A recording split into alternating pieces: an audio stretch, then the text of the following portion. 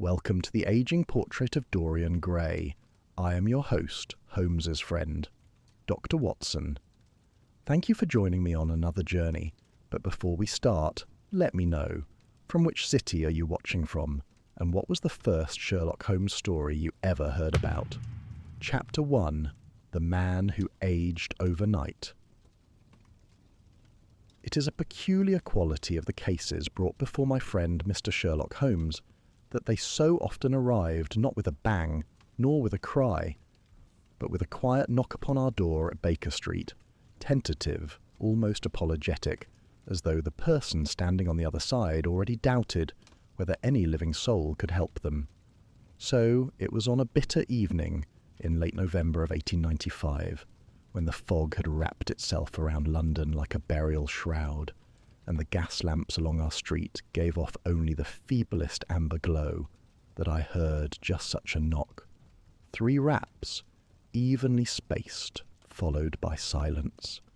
I set down my copy of the Lancet and glanced toward Holmes, who sat in his usual chair with his fingers steepled and his grey eyes fixed upon the middle distance with that look of concentrated vacancy that I had long since learned to read as furious thought. "A man," Holmes said, without turning his head. "Middle-aged or older, judging by the weight of the footfall on the stair.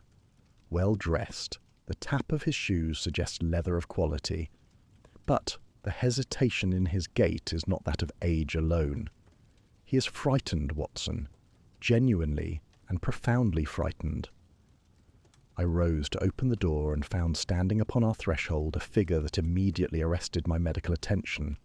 He was tall, slender, impeccably attired in a dark overcoat of fine wool with a silk scarf knotted at his throat. His features were refined, high cheekbones, a strong jaw, eyes of a remarkably vivid blue, and yet there was something terribly wrong. His face bore the lines of a man approaching 50, but these lines sat upon the skin with an unnatural heaviness, as though they had been carved there in haste rather than accumulated through the patient labour of years. His hair was streaked with grey in uneven patches, and the skin beneath his eyes had the papery bruised quality I associated with rapid systemic decline. He looked like a man who had aged a decade in a matter of days. "Mr. Holmes," he said, and even his voice carried the strain, a rich baritone roughened at its edges. "My name is Dorian Gray. I require your help, and I must warn you that what I have to tell you will test the limits of your credulity." Holmes unfolded himself from his chair and gestured toward the basket chair opposite. "Pray sit down, Mr. Gray. Watson, be good enough to pour our guest a brandy. He has had a trying journey, not in distance but in nerve.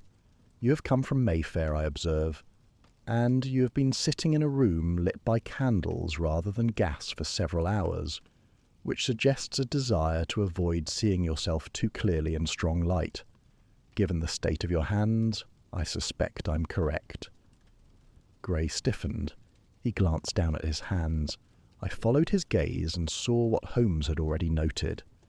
The skin across his knuckles was loose and spotted, the joints swollen, the nails ridged in a manner I would have expected in a man of 70, not 50. Gray sank into the chair as though his legs had decided to stop supporting him. "You are observant, Mr. Holmes," he said quietly. "More observant than the 3 physicians on Harley Street who have examined me this fortnight and pronounced themselves utterly baffled." I handed him the brandy and took my seat. Holmes had assumed his listening posture, chin upon fingertips, body still, every faculty bent upon the man before him, like a lens focusing light to a burning point. "Tell me everything," Holmes said, "and I advise you to spare nothing.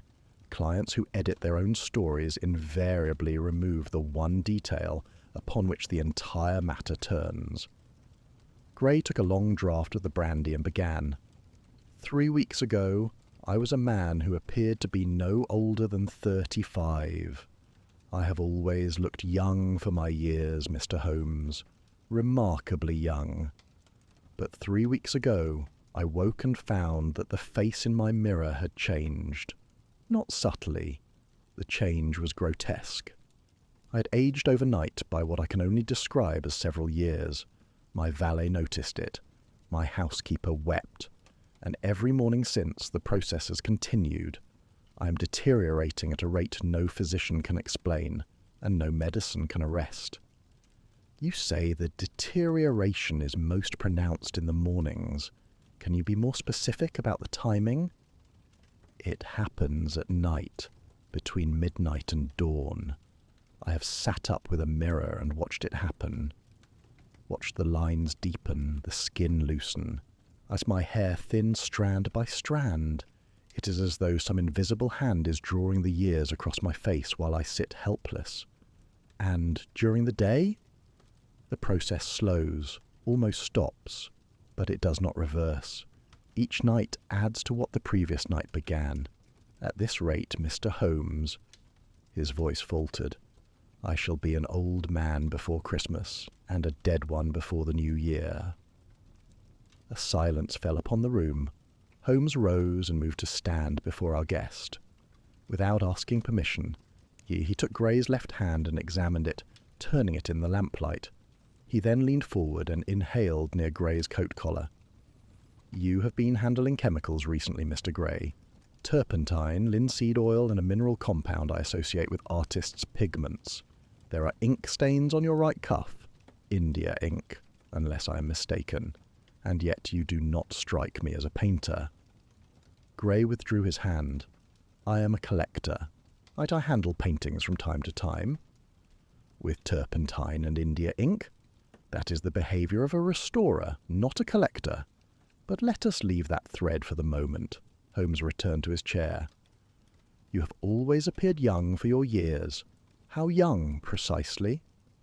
The question hung in the air. Gray looked toward the fire and for a long moment said nothing. When he spoke, his voice was barely above a whisper. I am older than I appear, Mr. Holmes. Far older. And the reason for my youthful appearance, the reason I am now losing it, is connected to a portrait, a specific portrait painted decades ago by a man named Basil Hallward. I was once a man who made a terrible bargain, and that portrait has always been central to my fate. The nature of this bargain? That I cannot tell you. Not yet. But I can tell you this. Someone has done something to that portrait. Someone who knows its secret. And unless you can discover who and what and how, I am a dead man. Holmes pressed his fingertips together. I'd seen him receive 100 confessions in that chair, but I had never seen quite the expression that crossed his face at that moment. Not scepticism, but recognition, as though some part of what Gray described resonated with a theory Holmes had long held in reserve. Mr. Gray, I will take your case. I must examine the portrait, the room in which it is kept, and I must have a full and truthful account of your history. Not the edited version you have prepared for me, but the complete truth. I warn you, I am not in the business of moral judgment, but I am ruthless in the pursuit of facts. If you withhold from me, I shall know it. Gray nodded. I understand.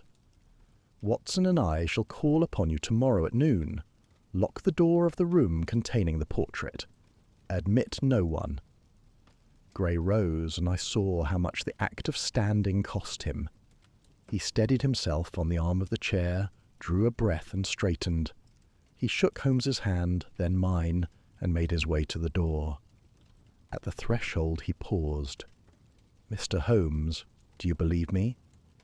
I believe that you are frightened, that you are deteriorating, and that you are telling me approximately 60% of the truth. That is sufficient to begin. Gray managed something that was almost a smile, and then he was gone, his footsteps receding down the stairs. The front door opened and closed, and the fog swallowed him. I turned to Holmes. What do you make of it? Holmes moved to the window, drawing aside the curtain to watch Gray's figure dissolve into the murk. Several things, Watson. First, that Mr. Dorian Gray is a man with a secret so extraordinary that even in extremity he cannot share it. Second, that whatever is happening to him is not disease. It is deliberate, methodical, and targeted. Third, that the tremor in his left hand is not aging, but fear, so deep and constant it has become physiological. And fourth, he let the curtain fall. The chemical traces on his coat were not from handling paintings. They were from being near one specific painting that has been recently and significantly altered by someone who understands its properties far better than its owner. You think someone is doing this deliberately? I am certain of it. Of the aging pattern he describes, acceleration between midnight and dawn, stability during the day, is not random. It follows a rhythm, a cycle. That suggests a mechanism, and a mechanism suggests a hand. Someone is winding this clock, Watson, and it is winding toward a very final hour. He said nothing more that evening, retreating into his chair, his pipe, and that formidable silence that meant the great machine of his intellect was already turning. I sat recording what I could of the strange interview, but my pen moved with reluctance. There was something in Dorian Gray's story, in the desperation of his blue eyes, in the unnatural lines upon his face, in the trembling of those aged hands, that filled me with a dread I could not name. I closed my notebook and stared into the fire. Outside, the fog pressed against the windows of 221 B. Baker Street, and somewhere in the vast, indifferent darkness of London, a man who should not have been aging was growing older by the hour. Chapter 2. The Portrait in the Locked Room.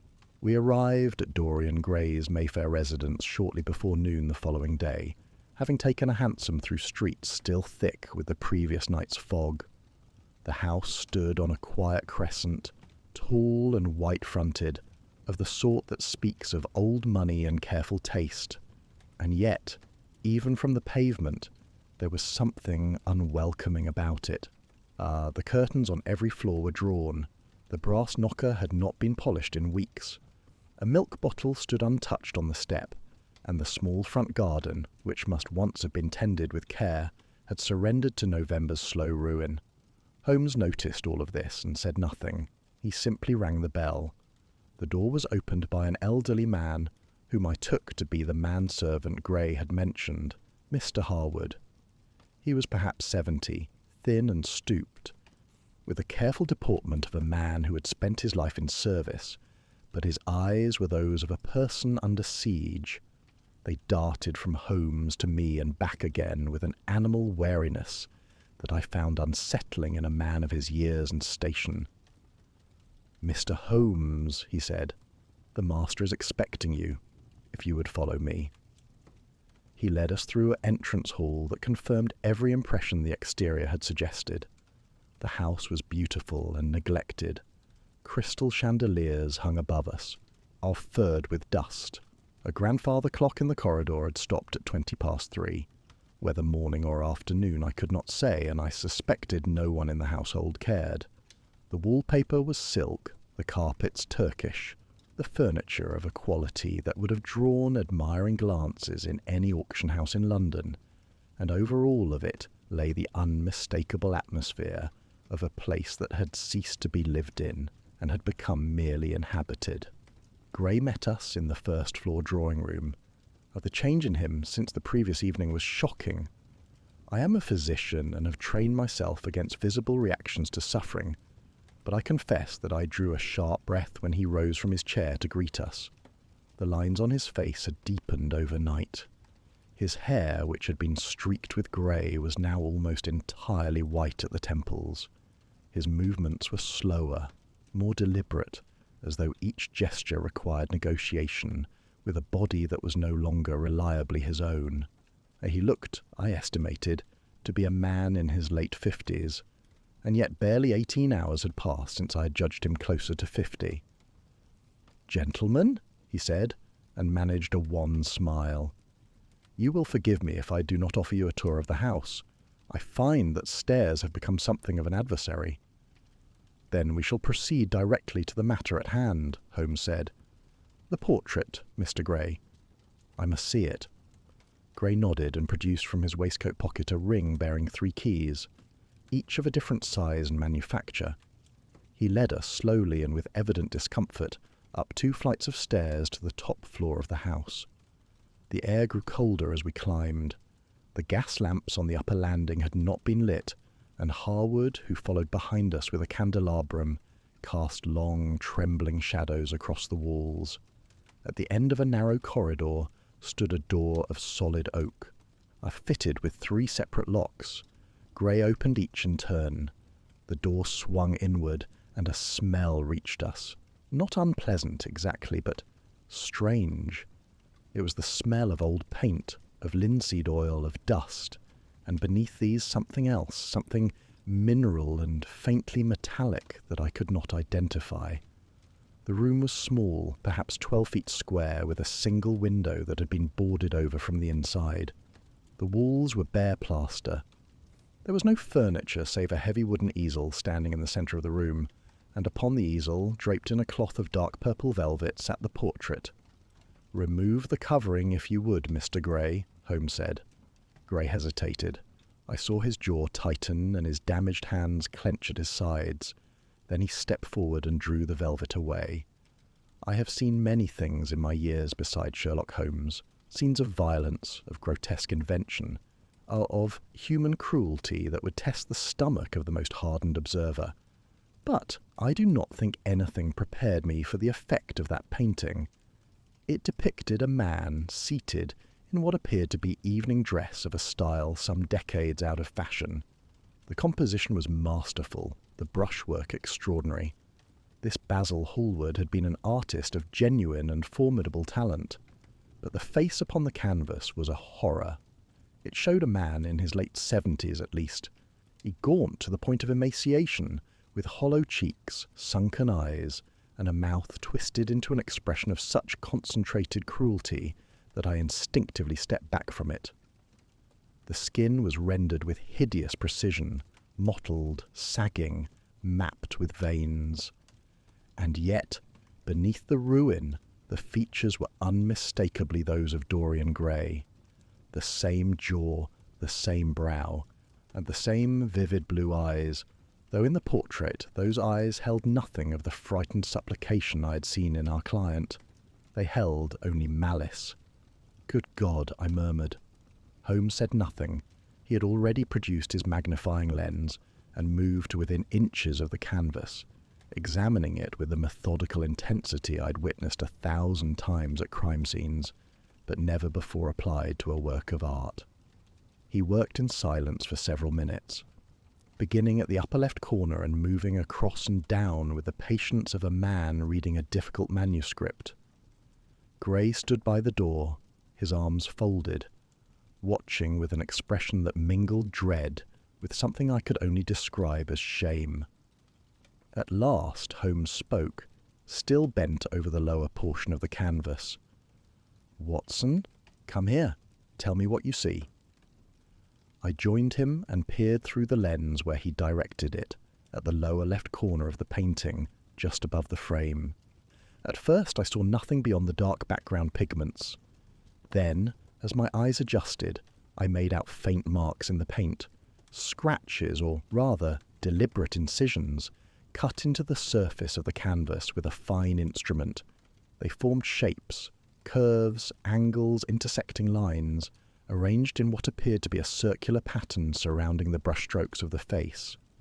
"Symbols of some kind," I said. "They look deliberate." "They are deliberate, and they are recent." Holmes straightened and turned to Gray. "These marks were not made by Basil Hallward. They have been scratched into the paint within the last 2 months. The exposed canvas fibres beneath the incisions have not yet oxidized to match the surrounding surface. Furthermore," he moved to the edge of the painting and indicated the frame. "This frame has been removed and refitted. There are fresh tool marks on the wood here and here, where a flat-bladed instrument was used to prise the canvas free. The job was done carefully, but not by a professional framer. The spacing of the refitting nails is irregular." He turned to Gray with that particular stillness that preceded his most pointed questions. "Someone has had physical access to this painting, Mr. Gray. Someone who removed it from its frame, inscribed these symbols into the surface and replaced it. You told me last night that you are the only person with keys to this room. I must ask you again, and I require an honest answer. Who else knows that this portrait exists?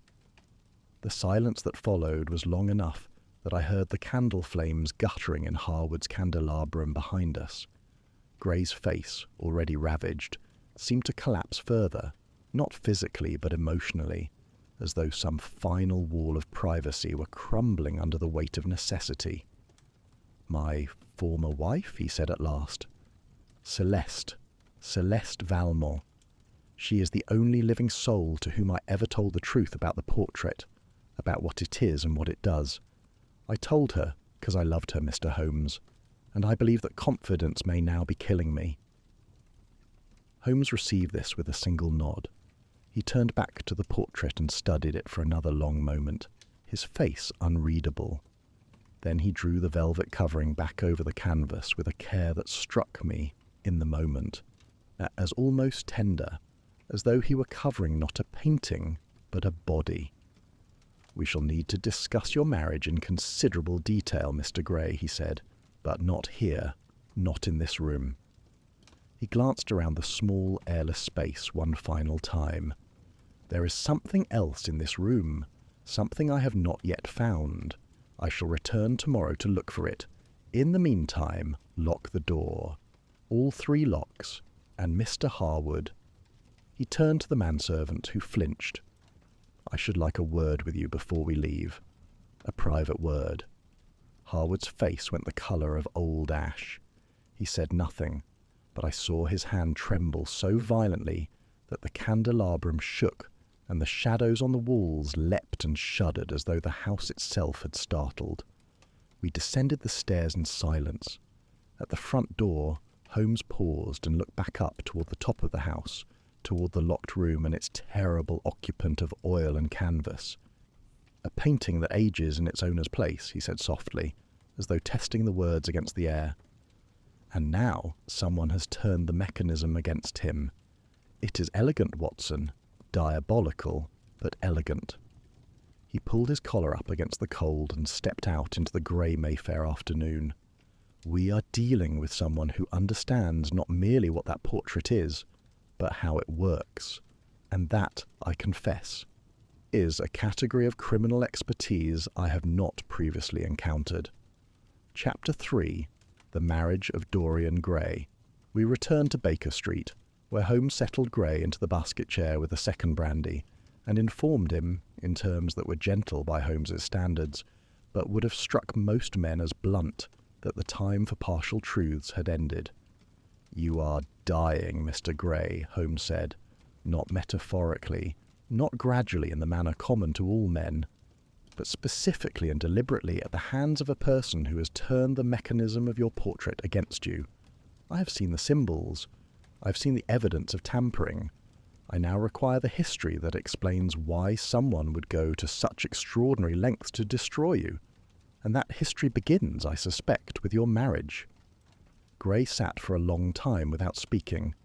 The fire had been built up against the November chill, and in its light the lines on his face seemed deeper than they had that morning, though I told myself this was a trick of the shadows.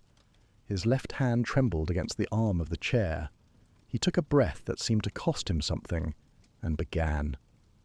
"I met Celeste Valmont in the spring of 1883 at a private exhibition in Paris. She was 26. I appeared to be perhaps 30, though by that time I had already lived considerably longer than any 30-year-old man. She was the most remarkable woman I had ever encountered. Beautiful, yes, dark-haired, with a quality of stillness about her that drew the eye more powerfully than any animation could have. But it was her mind that arrested me. She had read everything. She spoke 4 languages. She could discuss Byzantine iconography and modern chemistry with equal fluency. And she had a way of looking at a person, Mr. Holmes, as though she were reading the text that ran beneath the surface of their words. He paused and turned the brandy glass in his hands. I had spent decades by then surrounded by people who saw only the surface. My youth, my beauty, my wealth. These were the currencies of my social existence, and they purchased for me a world of extraordinary shallowness. Celeste was the first person in 40 years who seemed to see past all of it, who seemed to see me. "You courted her," Holmes said. It was not a question. I pursued her with more sincerity than I had brought to anything in my adult life. We married in the autumn of that year, in a small ceremony in Provence. For the first 3 years, I believe we were genuinely happy. She was curious about my past. I had invented a history for myself, as I had done many times before, claiming to be the nephew of a Dorian Gray who had died years earlier, inheriting his estate and his name. It was a fiction I had used successfully for decades, but Celeste was not a woman who could be satisfied with fiction. "She discovered the truth about the portrait," Holmes said. Gray nodded slowly. "Not discovered. I gave it to her. That is the part I find most difficult to confess, Mr. Holmes, because it means that everything that followed was, in a very real sense, my own doing." He looked into the fire. It was our 4th year of marriage. We had been arguing, not about anything specific, but about the distance she felt between us. She said I was hiding something fundamental about myself, that she could feel the shape of it in every conversation, in every deflection, in every room of this house I would not let her enter. She was right, of course. I was hiding the most fundamental thing imaginable. One night, I took her to the portrait room. I unlocked all 3 doors. I removed the velvet covering and I showed her the painting.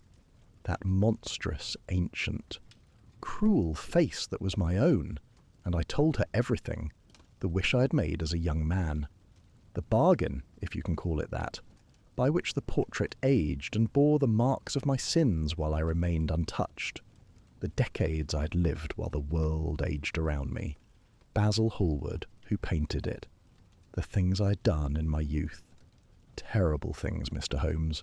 Acts of cruelty and selfishness that I will not burden you with here, but which the portrait recorded with a fidelity no written confession could match. I told her all of it because I loved her, and because I could no longer bear the loneliness of carrying it alone. The room at Baker Street was very quiet. I had stopped writing in my notebook. Holmes sat motionless. Her reaction, Gray continued, was not what I expected. She did not scream, did not flee, did not accuse me of madness. She stood before the portrait for nearly an hour in perfect silence, studying it the way one might study a document in a foreign language, searching for the grammar beneath the surface, and when she finally spoke, she said only this: "How long have you hated yourself, Dorian?" He set down the brandy glass. His hands were shaking badly now. For a time, perhaps 6 months, the confession seemed to bring us closer. She asked questions. I answered them, and she wanted to understand the nature of the portrait's power, its origins, its limits. I told her what little I knew, which was almost nothing. I had never understood the mechanism. I only knew that it worked. But her curiosity did not remain benign. Holmes said, "No, it became something else entirely. Celeste came from a family with old connections to French spiritualism. Her grandmother had been involved with the circles around Allan Kardec, and her mother had attended séances in Leon as a young woman.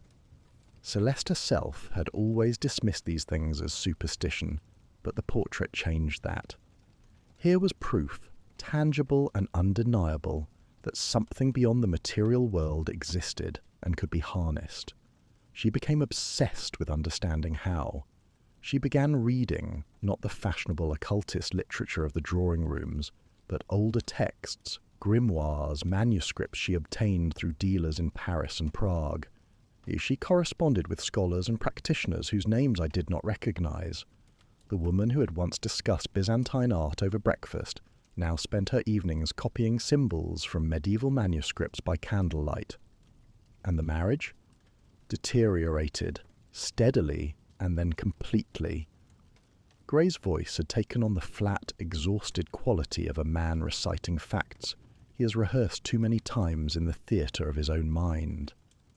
It was not merely the obsession, though that consumed her. It was what the portrait represented to her, what I represented. She began to see me not as a man who had been given an extraordinary and terrible gift, but as someone who had used that gift to evade every consequence that makes a human life meaningful. Pain, aging, loss, accountability, I'd escape them all, and in escaping them, I'd escape the thing that makes a person real. She told me I was hollow. She said that the portrait was more alive than I was, because at least it had the honesty to show what I truly looked like. He stopped. The fire cracked. Outside, a carriage passed along Baker Street, its wheels hissing on the wet cobblestones. She called me a man without a soul, Mr. Holmes, and the terrible thing is that I could not tell her she was wrong. Holmes allowed a silence to settle before he spoke. When did she leave? 5 years ago, the spring of 1890. She took a financial settlement, generous. And I made sure of that, and she left for the continent. Paris first, then I heard she had gone to Prague. I did not pursue her. I did not write. I told myself that the kindest thing I could do for Celeste was to disappear from her life entirely, and I have held to that for 5 years. And during those 5 years, did you have any contact with her? Any communication at all? None, until 6 weeks ago, when I received a letter. Unsigned, but I knew the handwriting. Shows it contained a single sentence. The debt comes due, Dorian. I burned it. I told myself it meant nothing. 2 weeks later, I woke to find the first signs of aging on my face. Holmes rose from his chair and moved to the window. He stood with his back to us, his hands clasped behind him, looking out at the grey November street below. I knew this posture well. It was the posture of a man assembling pieces into a pattern, testing each against the others, discarding what did not fit and holding what did.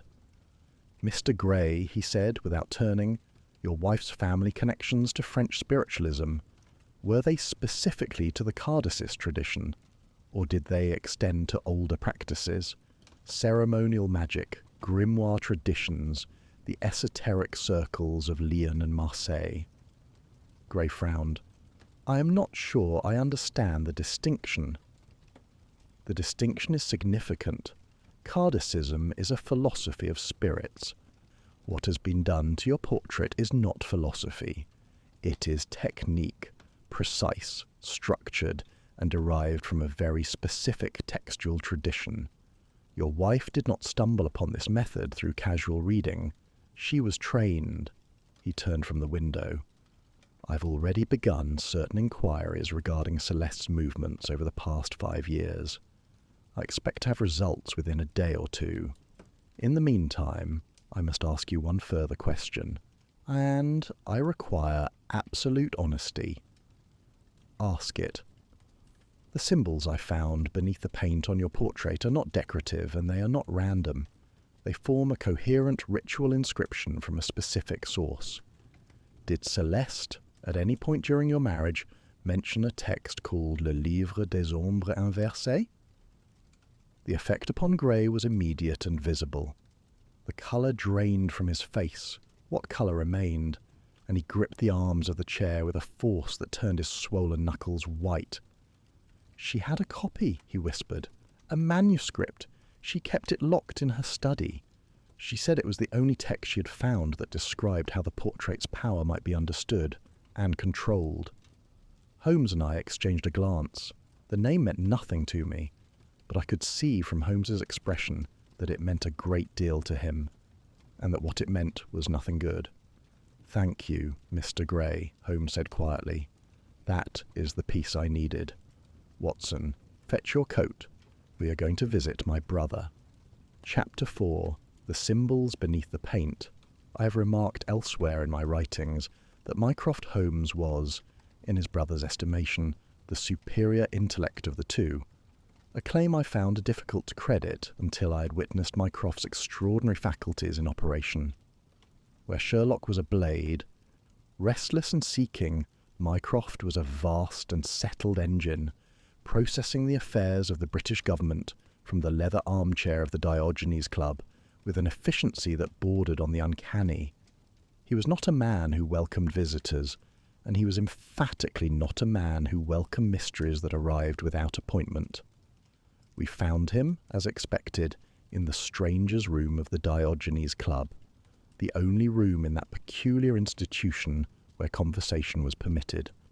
He occupied his usual chair, which had over the years assumed a shape so precisely fitted to his considerable frame that no other member dared sit in it. He was reading a dispatch from the Foreign Office and did not look up when we entered. "Sherlock," he said, "and Dr. Watson, you want something from the restricted archive. The answer is that Watson cannot accompany you below, and that you have precisely 90 minutes before I must return this room to silence." Holmes did not waste time on pleasantries. With Mycroft, he never did. "I need access to the esoteric collection, specifically any materials relating to a French grimoire titled Le Livre des Ombres Inversées." Mycroft's eyebrows rose by perhaps a quarter of an inch, which in a man of his temperament was the equivalent of another man leaping from his chair. "That is not a title one encounters casually," asked Sherlock. "Where did you come upon it?" "In the context of a case I am not yet at liberty to describe in full. Suffice it to say that someone has employed a ritual from that text to achieve a very specific and very lethal effect, and I require the original to understand the mechanism." Mycroft regarded his brother for a long moment, then folded his dispatch and set it aside. "The Book of Inverted Shadows," he said, translating the title with the ease of a man for whom French was merely one of a dozen languages at his disposal. "It is not, strictly speaking, a grimoire, or rather, it is a grimoire only in the sense that it contains instructions for ritual practice. Its actual subject is the theory of reversal, the inversion of supernatural bonds, the redirection of metaphysical forces. It was compiled in the late 17th century, almost certainly in Lyon, by a circle of practitioners whose names have not survived. The British government acquired a manuscript copy during the Napoleonic Wars, along with several crates of esoteric materials seized from a private collection in Avignon. It has been in the restricted archive since 1819. "You know the text," Holmes said. "I know of the text. I have not read it. It falls outside my areas of professional interest, and I've always regarded the esoteric collection as the government's attic, full of things too strange to display and too potentially dangerous to discard." He paused. "I will grant you access, Sherlock, but I must ask, is this matter dangerous in the conventional sense? Ought the police to be involved?" "The police would be useless. The weapon in this case is not one that Scotland Yard is equipped to identify, let alone counter." Mycroft nodded slowly. "Very well, Watson, you will wait here. There is a tolerably recent copy of the Times on the side table, and the club steward will bring you tea if you ring the bell twice. Do not ring it once. That summons the porter, who will eject you for making noise." I settled into the offered chair as the two brothers disappeared through a door at the rear of the room.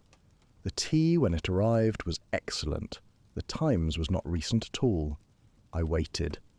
Holmes was gone for the better part of 4 hours, far exceeding Mycroft's stated 90 minutes, which suggested either that the archive was more extensive than anticipated, or that what Holmes found there required prolonged study. I'd exhausted the newspaper, made several attempts at the club's crossword, and was considering whether a third cup of tea would constitute an imposition when the rear door opened and Holmes emerged. He looked, I must say, unlike himself. Holmes was a man who wore certainty the way other men wore their coats, as a natural, habitual garment. But the expression on his face as he crossed the stranger's room was not certainty. It was something I had seen only a handful of times in our long association, the look of a man who has confirmed a hypothesis he had hoped to disprove. He carried a sheaf of papers covered in his own handwriting. Transcriptions, I assumed, since the original manuscript would not have been permitted to leave the archive. He said nothing until we were in a hansom cab heading east through the gathering dusk, at which point he turned to me with a gravity that made the hairs on the back of my neck prickle. "The symbols on the portrait are from the third section of Le Livre des Ombres Inversées," he said. "They describe a ritual the text calls l'inversion du lien, the inversion of the bond. The theory is this: where a supernatural connection exists between a person and an object, a bond by which the object absorbs some quality or condition that would otherwise belong to the person, it is possible, through the precise application of specific sigils and incantations, to reverse the direction of that flow. In plain language, Holmes." "In plain language, Watson. Where the portrait once absorbed Dorian Gray's aging, someone has rewritten the terms. The portrait now projects aging onto Gray.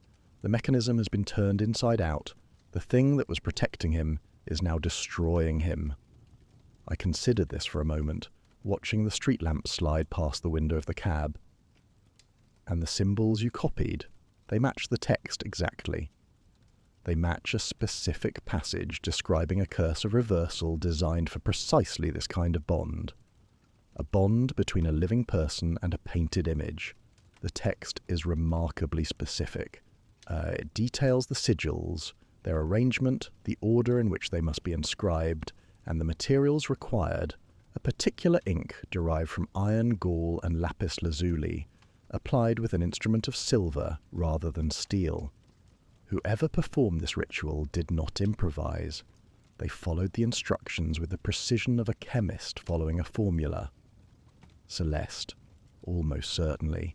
But what concerns me more than the identity of the caster is the nature of the curse itself. He drew a folded page from his transcriptions and held it toward the fading light from the cab window. The ritual of reversal is not merely designed to restore the natural order, to return to Gray the years the portrait had absorbed. It is designed to accelerate. The text describes a progressive intensification, a compounding effect in which each cycle of the curse draws more from the subject than the last. Gray will not simply age to his natural years. He will age beyond them. The curse is designed to continue until the subject is dead, and beyond death, until the bond itself is consumed." Beyond death? What does that mean? I am not entirely certain, and that uncertainty troubles me. The text suggests that if the subject dies while the curse is active, the supernatural bond does not simply dissolve, it becomes... The text uses a word I can only translate as untethered. The energy of the bond, no longer anchored to a living person, remains in the portrait, volatile and unpredictable. The manuscript describes this state in terms that suggest genuine fear on the part of the original authors. The cab rattled over cobblestones as we turned onto Baker Street. Holmes gathered his papers and fixed me with a look of settled determination. "We are dealing with two problems, Watson. The first is saving Dorian Gray's life, which requires us to find Celeste Valmont and reverse the curse before it completes its work. The second is preventing the consequences of failure. Because if Gray dies under this curse, the portrait becomes something far worse than a repository of one man's sins. It becomes, if the text is to be believed, a kind of wound in the natural order, an open door that cannot be closed." "You believe this?" I asked, and I confess that even as I said the words I felt foolish. I was a man of science, a physician trained in the rational methods of diagnosis and treatment, and yet I had seen the portrait with my own eyes. I had watched Dorian Gray age before me like a flower, wilting in accelerated time. The evidence of the impossible was accumulating faster than my scepticism could process it. Holmes paused at the door of 221B, his key in the lock. "I believe in evidence, Watson. I believe in mechanism and cause and effect.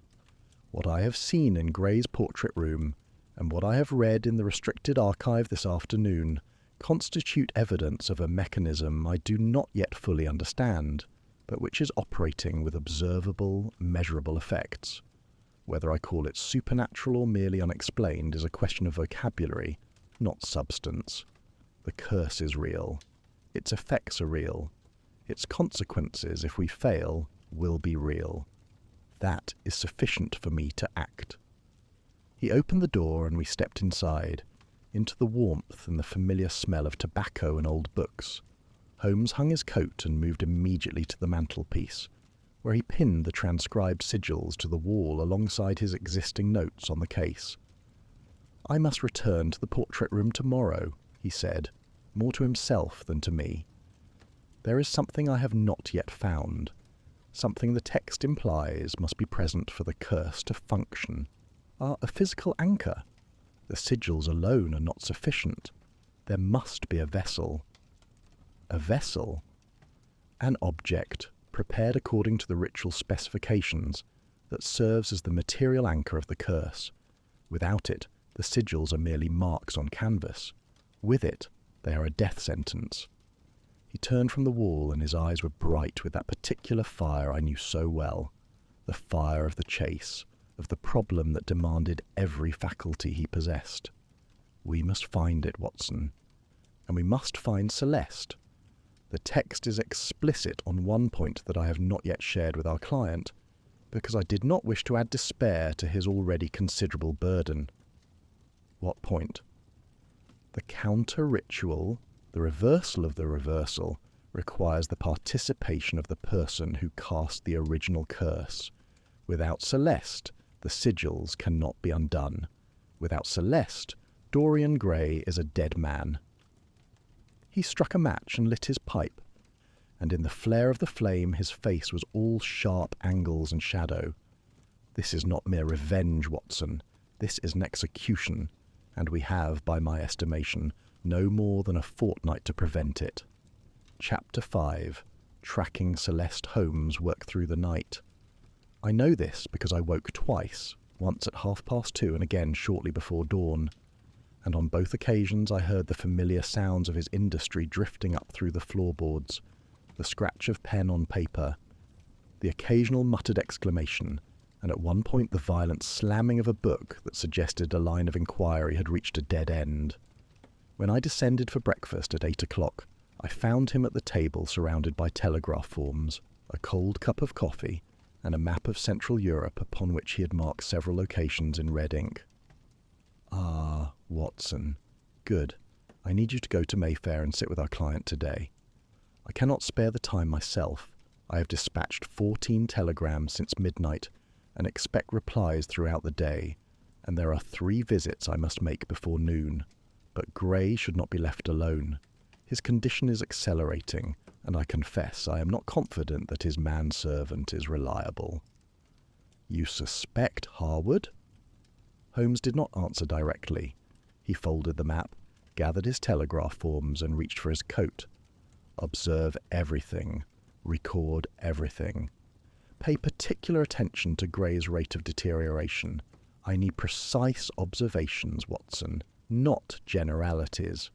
Note the condition of his skin, his joints, his hair, his vision, his cognitive function. You are my instrument in this, and I need the readings to be exact." He was gone before I could ask anything further. I arrived at the Mayfair house shortly after 10. Hallward admitted me with the same wary, hunted expression I had observed the day before, after and led me to the first-floor drawing-room, where Gray sat in a wing-back chair by a fire that had been built up to a roaring intensity. The curtains were drawn. The room was stifling. The deterioration was worse than I had feared. In the 36 hours since I had first seen Dorian Gray at Baker Street, He had aged what I could only estimate as another 5 or 6 years. He now appeared to be a man in his early 60s, still recognizable, still possessed of those vivid blue eyes, but diminished in a way that went beyond the merely physical. His posture had changed. He sat lower in the chair, his shoulders rounded, his head inclined slightly forward in the manner of a man whose neck muscles are losing the battle with gravity. His hands, resting on his knees, trembled with a constant, fine vibration. When he turned to greet me, his movements had the careful, deliberate quality of someone who has learned that sudden motion brings pain. "Dr. Watson," he said, "how kind of you to come. I confess I have not been good company for myself these past few days." I drew up a chair beside him and set about the business Holmes had assigned me. Observation, measurement, the clinical cataloguing of a process that defied every clinical framework I possessed. I checked his pulse, which was rapid but steady. I examined his hands and noted that the joint swelling had increased measurably since the previous day. His vision, he told me, had begun to blur at distances. He could no longer read the clock on the mantelpiece from his chair. His hearing remained sharp. His appetite had vanished entirely, though Hallward had brought him tea and toast that morning, most of which sat untouched on a side table. "It is a strange thing, Doctor," Gray said, gazing into the fire, "to watch oneself die by degrees. I have spent a lifetime avoiding precisely this experience. I watched others age, friends, lovers, my acquaintances, and I observed it with a detachment that I now recognize as monstrous. I thought I was exempt. I thought exemption was a gift. And now I understand that it was a punishment. The gift and the punishment were the same thing, and I was too vain and too frightened to see it." He turned to me, and in his ruined face I saw something I had not expected. Not self-pity, but a kind of terrible clarity. "I wronged people, Dr. Watson, in my youth. When I believed that beauty and eternal youth placed me above consequence, I was cruel in ways that I cannot fully confess to you without forfeiting your sympathy, which I find I value more than I would have imagined. I drove a young woman to despair through my indifference. I abandoned friends who loved me. I destroyed a man's reputation for the pleasure of watching him fall. These are not the sins of a moment. They are the habits of a lifetime lived without accountability." He paused and drew a breath that rattled faintly in his chest. Celeste saw all of this. She saw it in the portrait, and she saw it in me. And I cannot tell you, with complete honesty, that she was wrong to hate me for it. "That does not give her the right to kill you," I said. "No," he agreed, "but it gives her a reason, and reasons, in my experience, are more dangerous than rights." I spent the remainder of the morning with him, recording my observations in the notebook Holmes had trained me to keep with scientific rigour. At 12:30, Hallward brought a light lunch that Gray barely touched. The manservant's manner was, I noted, increasingly agitated. He dropped a saucer, apologised 3 times for the temperature of the tea, and at one point stood in the doorway of the drawing-room staring at his master with an expression that I could not read as anything other than guilt. I filed this observation away for Holmes. It was shortly before 4 o'clock when a telegram arrived for me at the Mayfair house. Holmes had evidently anticipated that I would be there. It read, "Inquiries bearing fruit. Celeste Valmont documented in Prague until August. Studying under Madame Serafina Doros. Czech authorities consider Doros a fraud. Certain other circles do not. More follows." Shech. A second telegram arrived an hour later. Critical development. Celeste returned to London 6 weeks ago under false name. Rented room Bethnal Green. 2 weeks before Gray's aging began. Come to Baker Street at once. Bring your revolver. Sh. I made my apologies to Gray, who received the news that Holmes was making progress with a mixture of hope and dread that sat uncomfortably on his aged features, and took a hansom east across the city. Holmes was waiting for me at Baker Street, already in his coat, his eyes alight with the energy of the chase. Celeste Valmont entered England on the 14th of October under the name Claire Vernon, he said, handing me my coat almost before I had crossed the threshold. She took lodgings at a boarding house in Bethnal Green, a Mrs. Pratchett's establishment on Collingwood Row. My inquiry suggests she left those lodgings approximately 10 days ago and has not been seen since, but she may have left something behind. Come. We took a cab to Bethnal Green, arriving as the last grey light of the November afternoon was failing. Collingwood Row was a narrow, soot-darkened street of terraced houses, respectable in their poverty, with clean steps and starched curtains, despite the general grimness of the surroundings.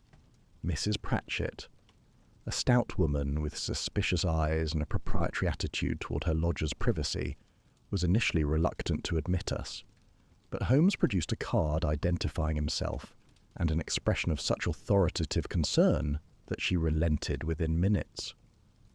Miss Vernon left without notice, she told us, as she led us up a narrow staircase to the second floor. Paid through the end of the month, so I've no complaint on that score, but she left in the middle of the night and took most of her things. Quiet woman, kept to herself. Foreign, I thought, though her English was perfect. She had a lot of books, old ones, strange-looking, not the sort of thing you'd buy at Smith's. The room was small, cold, and largely empty. A single bed, a washstand, a writing desk, and a wardrobe with a cracked mirror on its door. Holmes moved through it with the swift, methodical intensity of a man panning for gold, examining every surface, every crack, every shadow. He checked beneath the mattress, inside the wardrobe, behind the washstand. He knelt and examined the floorboards. He ran his fingers along the windowsill. "The fireplace, Watson," he said suddenly. "She burned papers before she left. The grate has been swept, but not well." He crouched before the small iron grate, and with a pair of tweezers produced from his coat pocket, extracted several fragments of charred paper from beneath the ash, and most were destroyed beyond recovery, but one piece, roughly 3 inches square, had survived the fire with its surface partially intact. Holmes held it to the light from the window, and I saw on the blackened surface a series of symbols rendered in dark ink. They were the same curving, interconnected sigils I had seen scratched into the portrait. "A page from the grimoire," Holmes said. "Burned, but not thoroughly enough. Oh, she was in haste." He continued his search and produced 2 further items, a receipt, crumpled and discarded beneath the writing desk, from a shop in Soho, Barringer and Coles, art suppliers, Dean Street, for lapis lazuli pigment, iron gall ink, and a silver-tipped engraving stylus, and, wedged behind the wardrobe where it had apparently fallen unnoticed, a photograph. It was small, no larger than a playing card, printed on stiff paper, and it showed, unmistakably, Dorian Gray's portrait. The image had been taken at close range, in the locked room at the top of the Mayfair house, by someone standing directly before the easel. Holmes held the photograph between his fingers and studied it for a long moment. "Someone gave Celeste access to the portrait room," he said quietly. "She did not pick those 3 locks. She did not climb to the top floor of a Mayfair townhouse undetected. She had help from inside the house." "Hallward," I said. Holmes pocketed the photograph and the receipt, wrapped the charred page carefully in his handkerchief, and turned toward the door. "Tomorrow, Watson, I shall have a conversation with Mr. Hallward that I suspect he has been dreading for some considerable time. But tonight we have confirmed 3 things. Celeste Valmont is in London. She performed the ritual described in Le Livre des Ombres Inversées, and she did not act entirely alone." He descended the stairs and nodded his thanks to Mrs. Pratchett. "The net is tightening. The question is whether it will tighten fast enough." Chapter 6. The Traitor in the House. Holmes chose to confront Hallward the following morning, and he chose to do so not at the Mayfair house but at Baker Street, a decision whose reasoning he explained to me over breakfast with characteristic precision. A man confesses more readily on unfamiliar ground, Watson. In his master's house, Hallward is a servant, his identity, his loyalty. His 30 years of service form a kind of armour. Remove him from that context. Place him in a chair he has never sat in a room that belongs to a stranger, and the armour falls away. He becomes simply a frightened old man, which is what he is. I had sent a note to Hallward the previous evening, requesting that he call upon us at 10 o'clock on a matter relating to Mr. Gray's case. He arrived punctually dressed in his best coat, his thin white hair combed flat against his skull, and, with the careful, upright bearing of a man determined to maintain his dignity under circumstances that threatened to strip it from him entirely. Holmes greeted him with a warmth that I recognised immediately as strategic.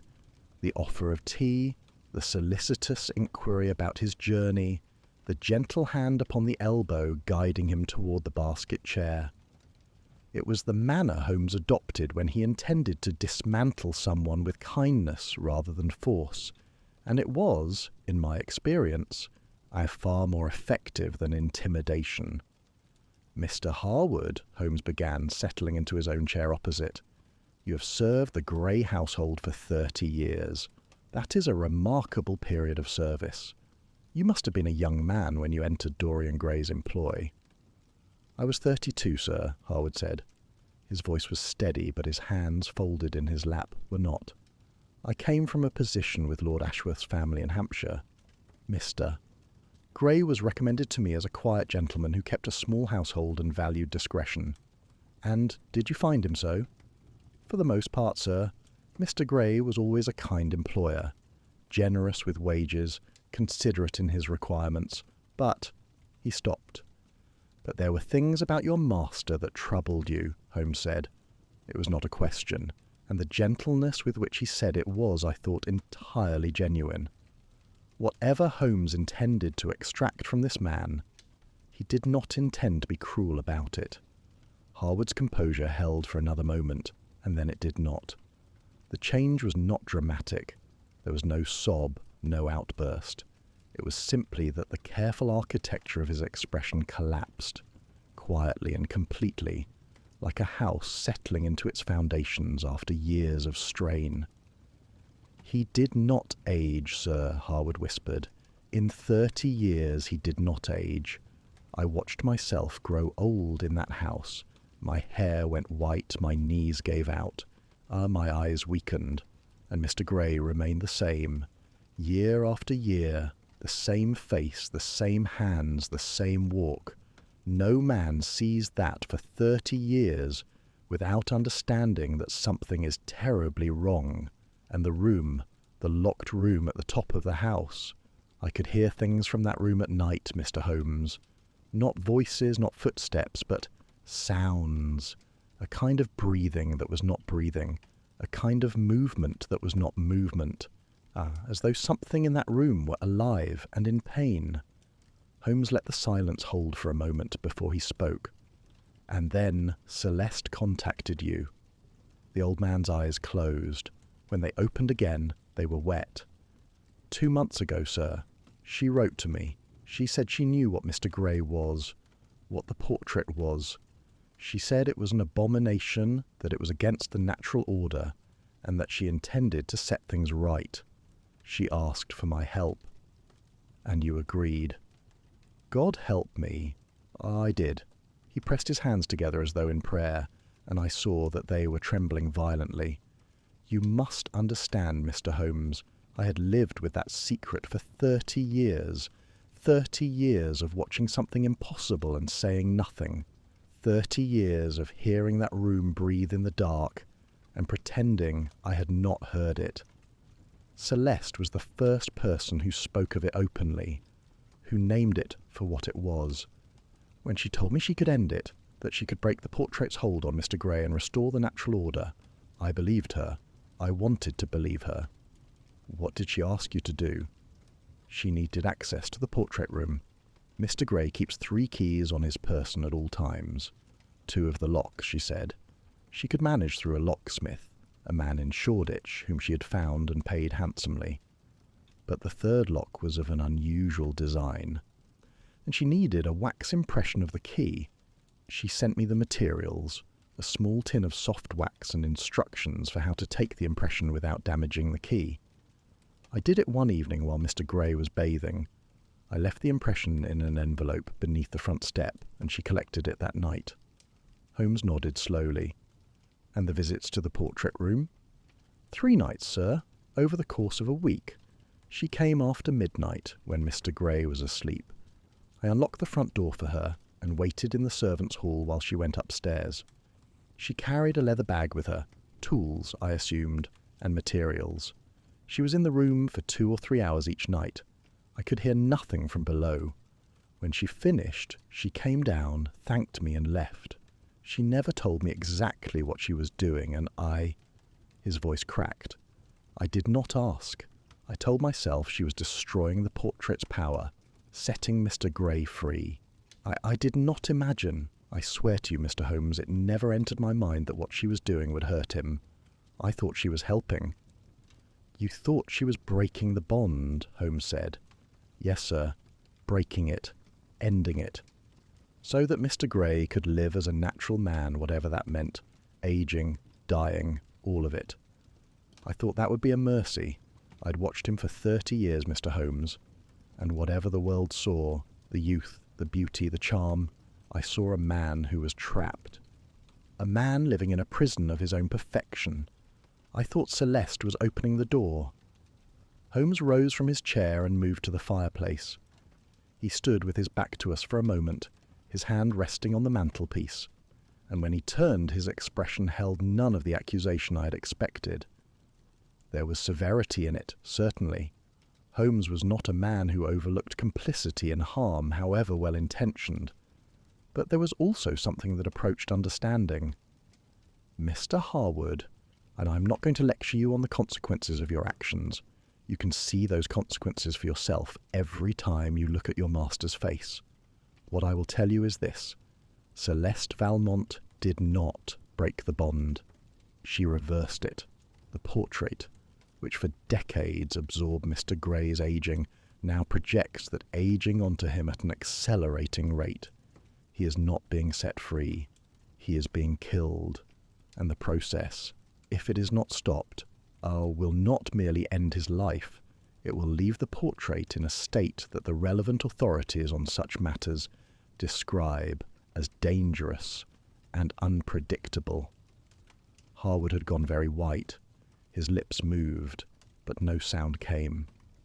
I do not believe you intended this, Holmes continued. I believe you were manipulated by a woman who understood your fear and your loyalty and used both against you. But your actions have placed your master in mortal danger, and I must now remove you from the household for his protection and for your own. You will not return to the Mayfair house. You will provide me with a forwarding address, and you will make yourself available for further questions, should I require them. Is that understood? The old man nodded. A single tear tracked down his lined cheek, and he made no effort to wipe it away. Will you save him, Mr. Holmes?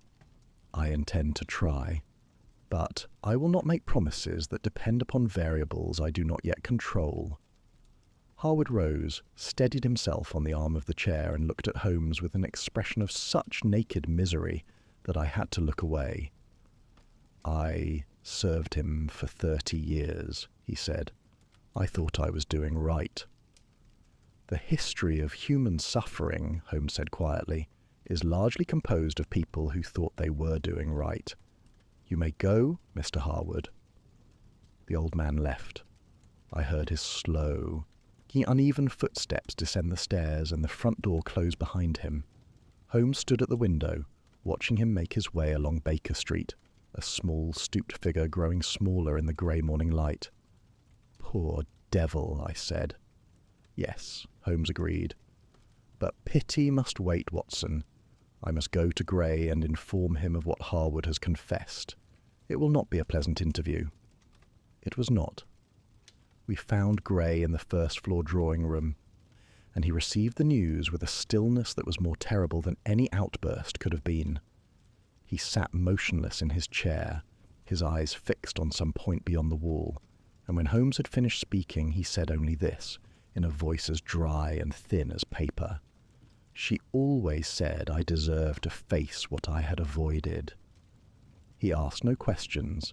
He made no accusation against Hallward, expressed no anger towards Celeste.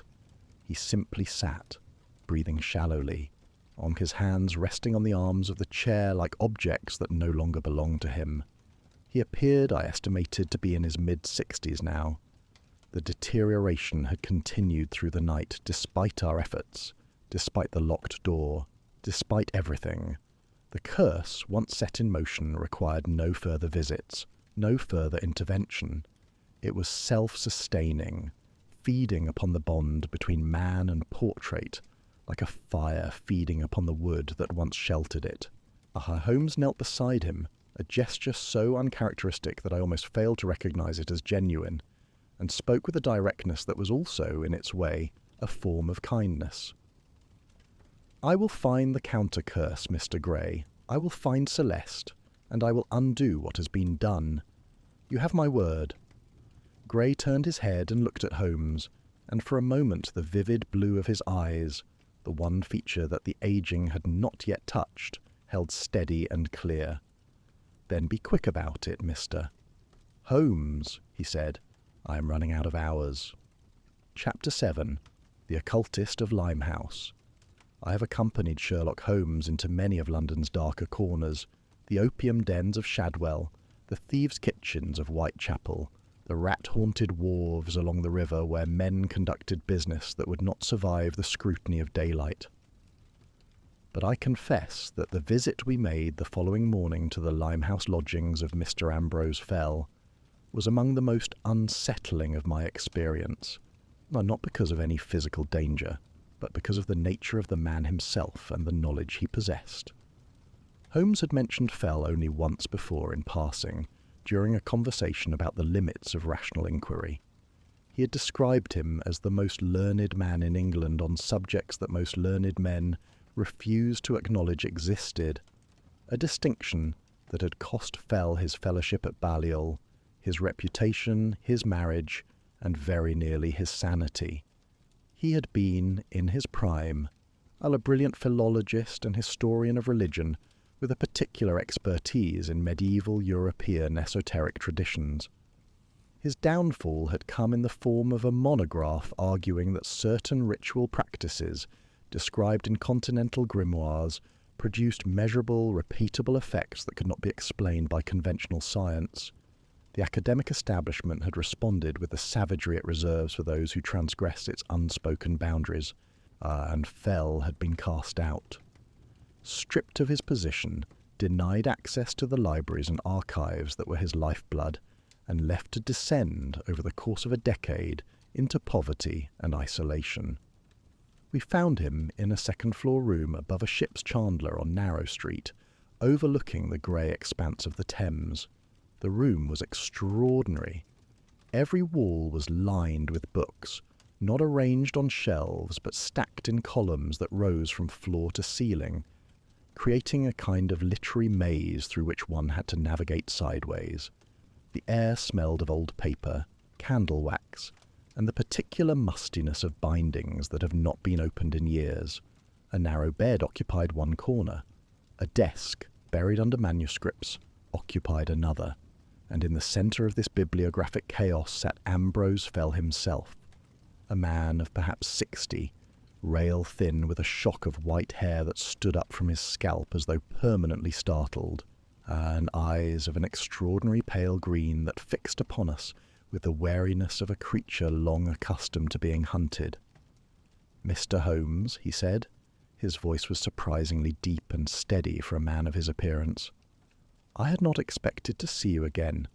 The last time you visited, it was to ask me about a forged Coptic manuscript, and you left without thanking me for my assistance."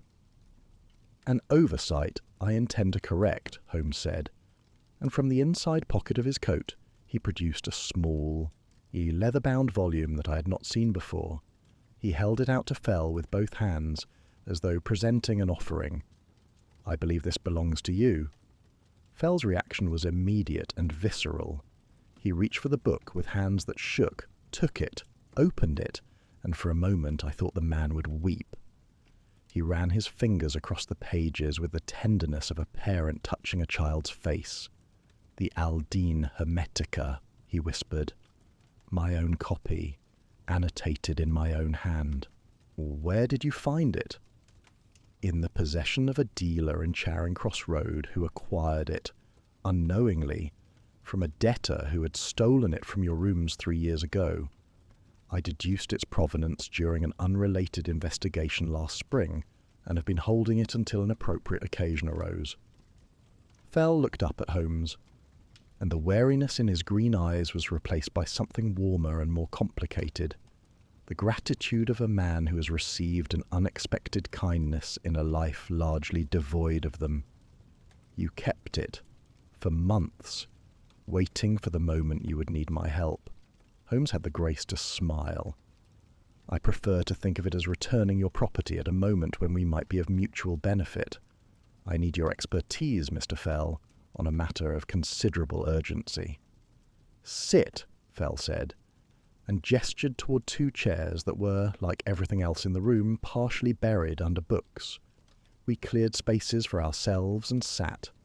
Holmes produced his transcriptions of the sigils from the portrait and laid them on the desk between towers of manuscripts. Fell studied them in silence for a long time. He did not touch the papers. He leaned over them with his hands clasped behind his back, reading the symbols the way a musician might read a score, hearing something in them that was inaudible to the rest of us. Twice he crossed to his bookshelves, extracted volumes with the unerring accuracy of a man who knew the location of every page in his collection, consulted them briefly, and returned to the transcriptions. Holmes and I sat in silence. This was not a moment for interruption. When Fell finally spoke, his tone had changed. The warmth was gone. In its place was the precise, measured diction of a scholar delivering a verdict he wished he did not have to give. "These are from the 3rd section of Le Livre des Ombres Inversées, the ritual of inversion, applied to a bond between a living subject and a painted likeness. You have read the text yourself, Mr. Holmes. I can see from the accuracy of your transcription that you worked from the government's manuscript copy. So, you know what these sigils do. I know their general function. I've come to you for the specifics I may have missed." Fell nodded and lowered himself into his desk chair. "You have the mechanism correct. The sigils reverse the direction of a supernatural bond. In this case, a bond by which a portrait absorbs the aging and moral deterioration of its living subject.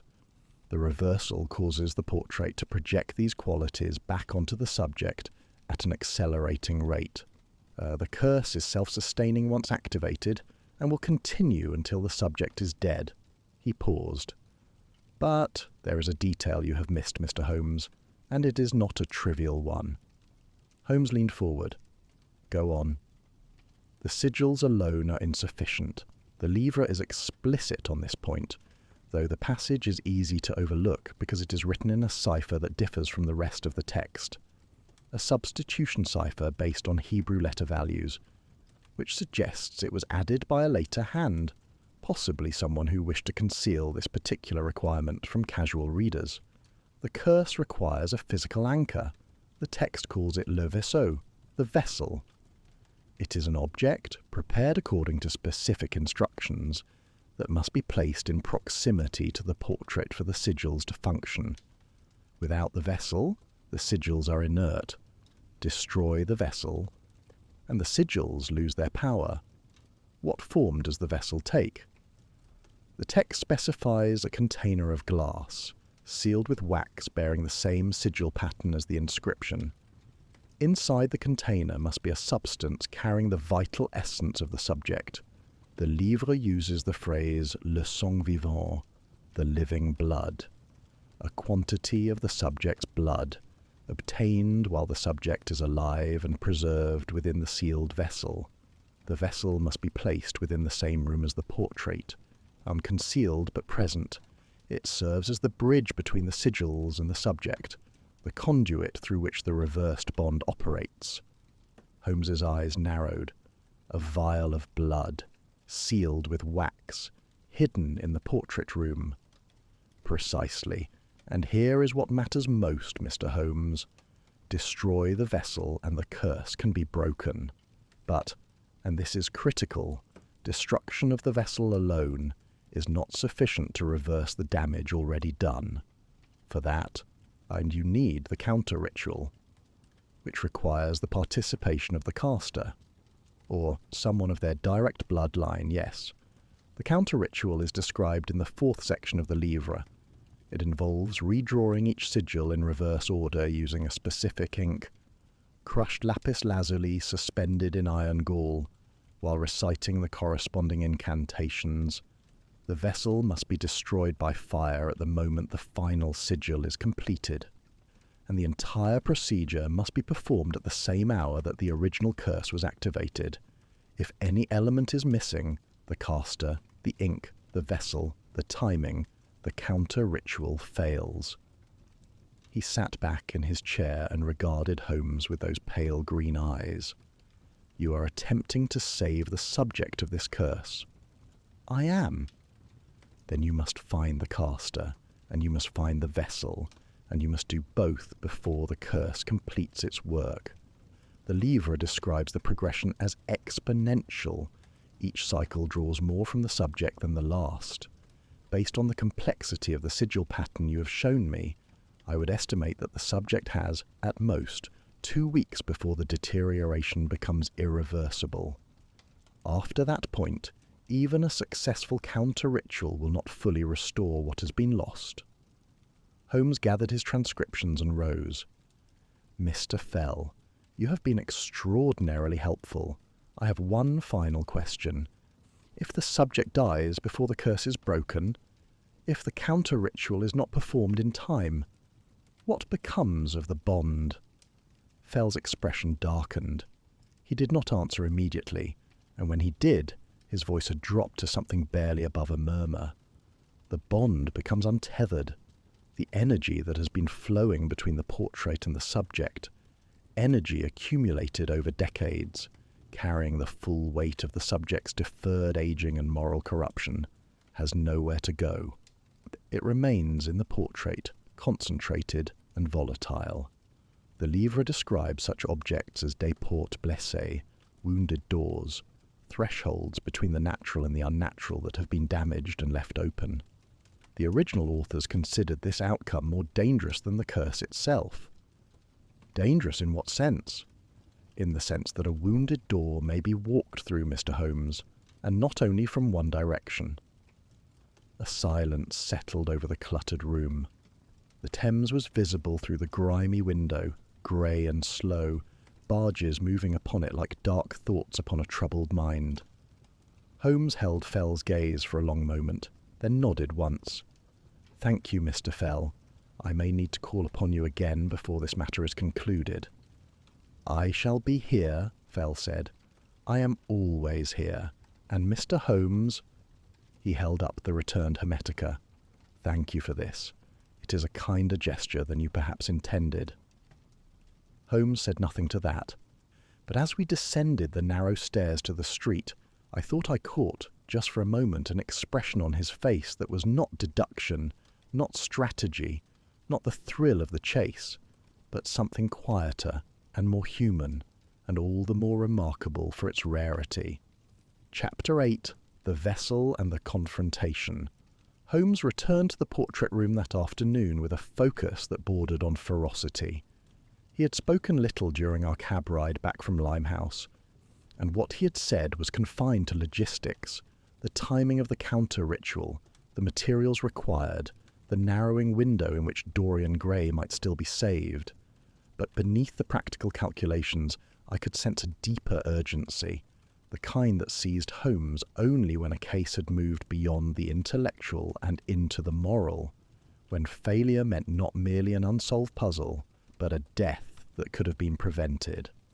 Gray admitted us himself. Hallward was gone. Holmes had arranged for a temporary manservant through an agency, a discreet young man named Simmons, who asked no questions and performed his duties with the mechanical efficiency of someone who understood that curiosity, in this household, was unwelcome. Gray's condition had continued its relentless advance. He moved now with the cautious, abbreviated steps of a man navigating terrain he no longer trusted, and when he led us up the stairs to the top floor, he was forced to stop twice to rest, gripping the banister with hands that had begun to develop the translucent, veined quality of extreme age. I estimated him at 70, perhaps beyond it.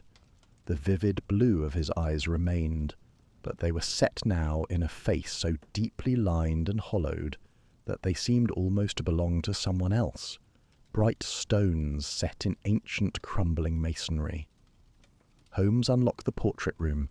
Gray had surrendered the keys to him the previous day, lacking the grip strength to manage the locks himself, and set to work immediately. He had brought tools, a small pry bar, a magnifying lens, a lantern, and a leather roll of picks and probes that I recognized from previous investigations. He began at the walls, tapping the plaster methodically, listening for the hollow note that would indicate a cavity behind the surface. He examined the floorboards on his hands and knees, testing each for looseness, pressing his ear to the wood. He inspected the window frame, the ceiling, the door frame, the easel itself. I stood in the doorway with Gray, who watched Holmes work with the exhausted patience of a man who has placed the entirety of his remaining hope in another person's hands. The portrait sat on its easel, covered by the velvet drape, and I was grateful for the covering. I had no wish to see that face again. An hour passed. Holmes worked in near total silence, occasionally muttering to himself, or making small sounds of dissatisfaction when a line of inquiry proved fruitless. He had covered the walls, the floor, the window, and the ceiling without result. I could see the frustration building in him, a tension in his shoulders, a sharpness in his movements that I knew well. Holmes did not accept defeat gracefully, and the knowledge that a man's life depended upon the outcome of this search lent his failure a weight that ordinary cases did not carry. Then he stopped. He was crouching near the baseboard along the far wall opposite the door, in a section he had already examined once. He had his lantern low, angled so that the light raked across the surface of the wood at a near horizontal plane, a technique I had seen him use to reveal disturbances in dust or the faint impressions of footprints. He held perfectly still for several seconds, then set down the lantern and produced a thin-bladed knife from his roll. "Watson," he said, "and come here." I crossed the room and knelt beside him. He indicated a section of baseboard approximately 18 inches from the corner. To my eye it looked identical to the rest, painted wood, slightly chipped, unremarkable. But Holmes pointed to two small marks on the upper edge of the board, barely visible in the raking light, indentations where something had been inserted beneath the board and used as leverage to prise it away from the wall. He worked the blade into the gap between the baseboard and the plaster, and with a careful, steady pressure, eased the board outward. It came free with a soft creak, revealing a narrow cavity in the wall behind it, no more than a few inches deep, a space created by the gap between the plaster and the exterior brickwork. And in that cavity, resting on a bed of dust, was a small glass vial.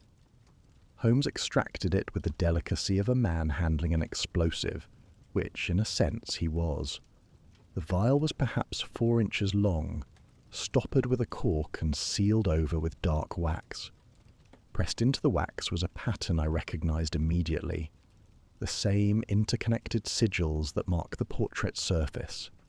Inside the vial, visible through the glass, was a liquid of deep, almost black red. "The vessel," Holmes said. He held it up to the lantern light, turning it slowly. "Dorian's blood, obtained, I suspect, during one of his final arguments with Celeste. She inflicted a cut, perhaps made to appear accidental, and preserved what she collected. The wax seal bears the sigil pattern exactly as Fell described. This is the anchor of the curse." Gray, who had shuffled into the room behind us, stared at the vial with an expression of revolted fascination. "That is my blood?" "It is, and its destruction is essential to the counter-ritual, but we cannot destroy it yet, not without Celeste's participation. To break the vial now would sever the connection between the sigils and your person, which might slow the deterioration, but it would not reverse the damage already done. For that, we need the complete counter-ritual, performed in the correct sequence at the correct hour. And for that, we need Celeste." He wrapped the vial carefully in his handkerchief and placed it in the inside pocket of his coat. "Now," he said, with the air of a man turning from preparation to pursuit, "let us go and find her." The trail Holmes followed to Celeste Valmont was constructed from the fragments we had gathered. The photograph taken inside the portrait room, the receipt from the Soho art supplier. The photograph was a specific format, printed on albumen paper of a type Holmes associated with a particular photographic studio in Clerkenwell. The receipt from Barringer and Coles carried a delivery address, not the Bethnal Green lodging, but a second location on Seckford Street, near the Clerkenwell Green.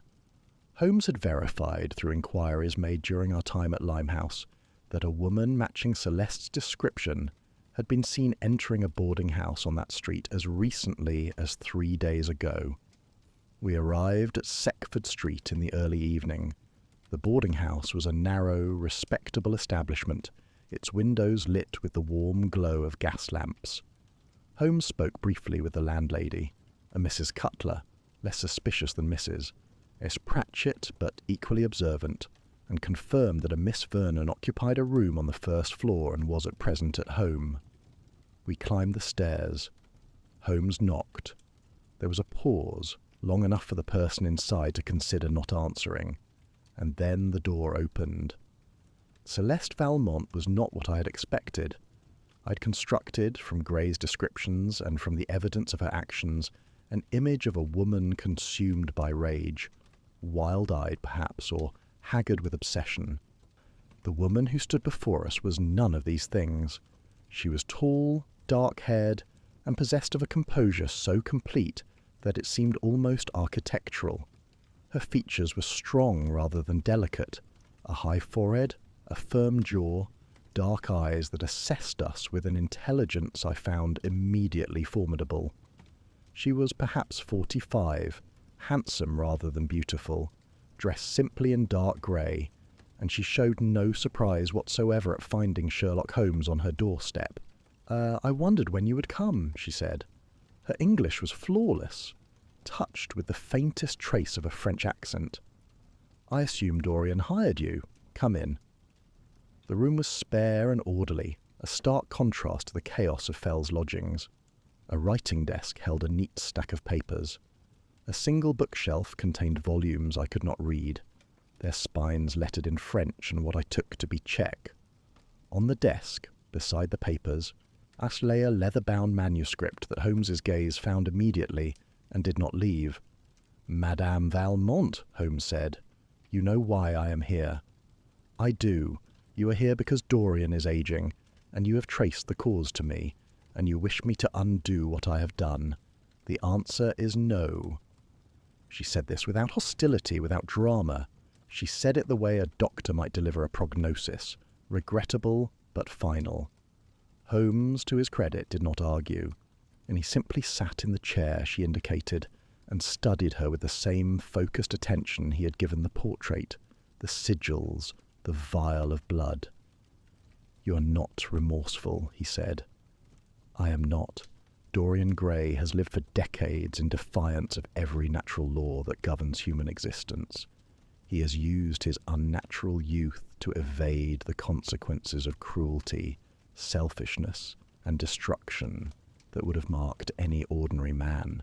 The portrait bore his sins so that he did not have to. I am not killing him, Mr. Holmes. I am returning to him what was always his. You are accelerating a process that will end his life within days. I am restoring the natural order. The natural order does not typically require sigils from a 17th century grimoire, a vial of stolen blood, and 3 nocturnal visits to a locked room facilitated by a manipulated servant. Something flickered in her dark eyes. Not guilt, but acknowledgement. A recognition that Holmes was not a man who could be deflected by rhetoric. She sat down at her writing desk and folded her hands. "What do you want, Mr. Holmes?" "I want you to participate in the counter-ritual. Not for Dorian's sake. I suspect that argument holds no weight with you. For your own sake and for the sake of anyone who may be near that portrait, if the curse is allowed to complete its work." He told her what Fell had told us, about the untethered bond, the wounded door, the volatile and unpredictable energy that would remain in the portrait if Gray died under the curse. He spoke with the measured precision of a man presenting evidence, not making a plea. He laid out the facts as Fell had described them, citing the relevant passages from the Livre, and he watched Celeste's face as he did so. She listened without interruption. When he had finished, she was silent for a long time. Her hands remained folded, but I noticed that the knuckles had whitened. "You are not restoring order, madam," Holmes said quietly. "You are committing murder and disguising it as justice. The distinction matters. But even if you reject that distinction, even if you believe that Dorian deserves everything the curse is delivering, you cannot want what comes after. Fell is not a fool, and the Livre is not a work of fantasy. If the bond becomes untethered, the portrait becomes something that you, with all your knowledge, I cannot predict or control." Celeste looked at Holmes for a long moment, and in her dark eyes I saw a war being fought, between conviction and doubt, between the righteous certainty that had sustained her through months of preparation, and the cold, unwelcome possibility that her justice might produce consequences worse than the crime it was meant to punish. "If I participate," she said at last, "it is not to save Dorian. It is to prevent what you have described. I will undo the curse because the alternative is unacceptable. But I want you to understand, Mr. Holmes, I do not forgive him. I will never forgive him. And when this is over, I want never to see his face again. That is between you and your conscience, madam. I concern myself only with the practical matter of keeping my client alive and preventing a catastrophe. Can you perform the counter-ritual as described in the 4th section of the Livre?" "I can." "Then we have work to do. The ritual must be performed at the same hour the original curse was activated." "What hour was that?" "Midnight," she said. "I completed the final sigil at midnight on the 29th of October. Holmes rose. "Then we shall perform the counter-ritual at midnight tomorrow. I will provide the venue, the materials, and an expert to oversee the procedure. You will provide your skill and your cooperation. Are we agreed?" Celeste Valmont stood and met Holmes's gaze with a steadiness that I found, despite everything, admirable. "We are agreed." Chapter 9. The Midnight Reversal. The preparations consumed the whole of the following day. Holmes moved through them with the controlled intensity of a general marshalling forces before a decisive engagement. Every detail checked, every contingency considered, every variable accounted for to the extent that variables of this nature could be accounted for at all. The materials were gathered first. Holmes sent me to Barringer and Coles on Dean Street with a precise list. Lapis lazuli pigment of the highest grade, iron gall ink, a mixing vessel of ceramic rather than metal, and 3 brushes of sable hair with tips fine enough to reproduce the sigils at their original scale. The shopkeeper, a thin man with ink-stained fingers, who clearly remembered Celeste's earlier purchases, raised an eyebrow at my order, but asked no questions. I paid in cash and carried the materials back to Baker Street in a leather bag that Holmes had provided for the purpose. Holmes himself visited Ambrose Fell in Limehouse and returned with the scholar in tow, a sight that would have been comical under other circumstances. As Fell emerged from the cab clutching 3 books to his chest, like a man rescuing children from a fire, his white hair even more disordered than before, blinking at the Baker Street traffic as though he had not seen daylight in some considerable time. Holmes installed him in the sitting room with tea and the transcribed sigils, and the two men spent the better part of the afternoon in consultation, working through the counter-ritual step by step, confirming the sequence of the sigil reversal, the precise wording of the incantations, and the timing of the vessel's destruction. I was dispatched to Mayfair to assess Gray's condition and to prepare him for what the night would bring. I found him worse than I had feared. The temporary manservant, Simmons, met me at the door with an expression of professional neutrality that did not quite conceal his alarm, and led me to the drawing-room where Gray sat in his chair by the fire, wrapped in blankets despite the heat of the room. He appeared to be nearly 80 years old. His hair had gone entirely white and had thinned to the point where the scalp was visible beneath it, mottled and pale. His face had collapsed inward, the strong jaw now sharp and angular beneath papery skin, the cheekbones prominent ridges above hollowed cheeks. His hands resting on the blankets were skeletal, the tendons visible, the joints grotesquely swollen, the fingers curled slightly inward as though the muscles that controlled them were withdrawing from their duties. His breathing was shallow and audible, carrying a faint rasp that I associated with the early stages of pulmonary decline.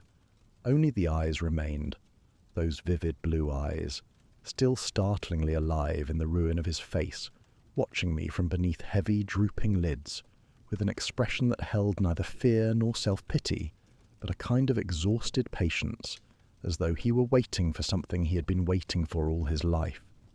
"Dr. Watson," he said. His voice was a whisper now, as thin and dry as autumn leaves. "You have come to tell me there is a plan." "There is. Holmes has found Celeste. She has agreed to participate in the counter-ritual.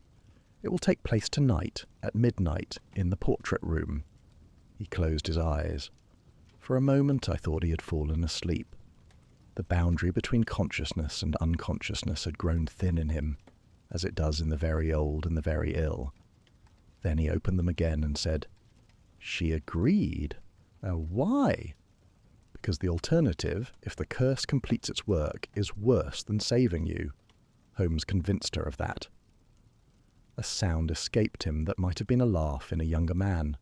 "How fitting! I am to be saved, not because I deserve it, but because my death would be inconvenient. There is a certain poetry in that, Doctor. A poetry I suspect I've earned." I helped him dress for the evening, a task that required the assistance of Simmons and that cost Gray what little dignity his condition had left him. His clothes hung on him like garments draped on a scarecrow.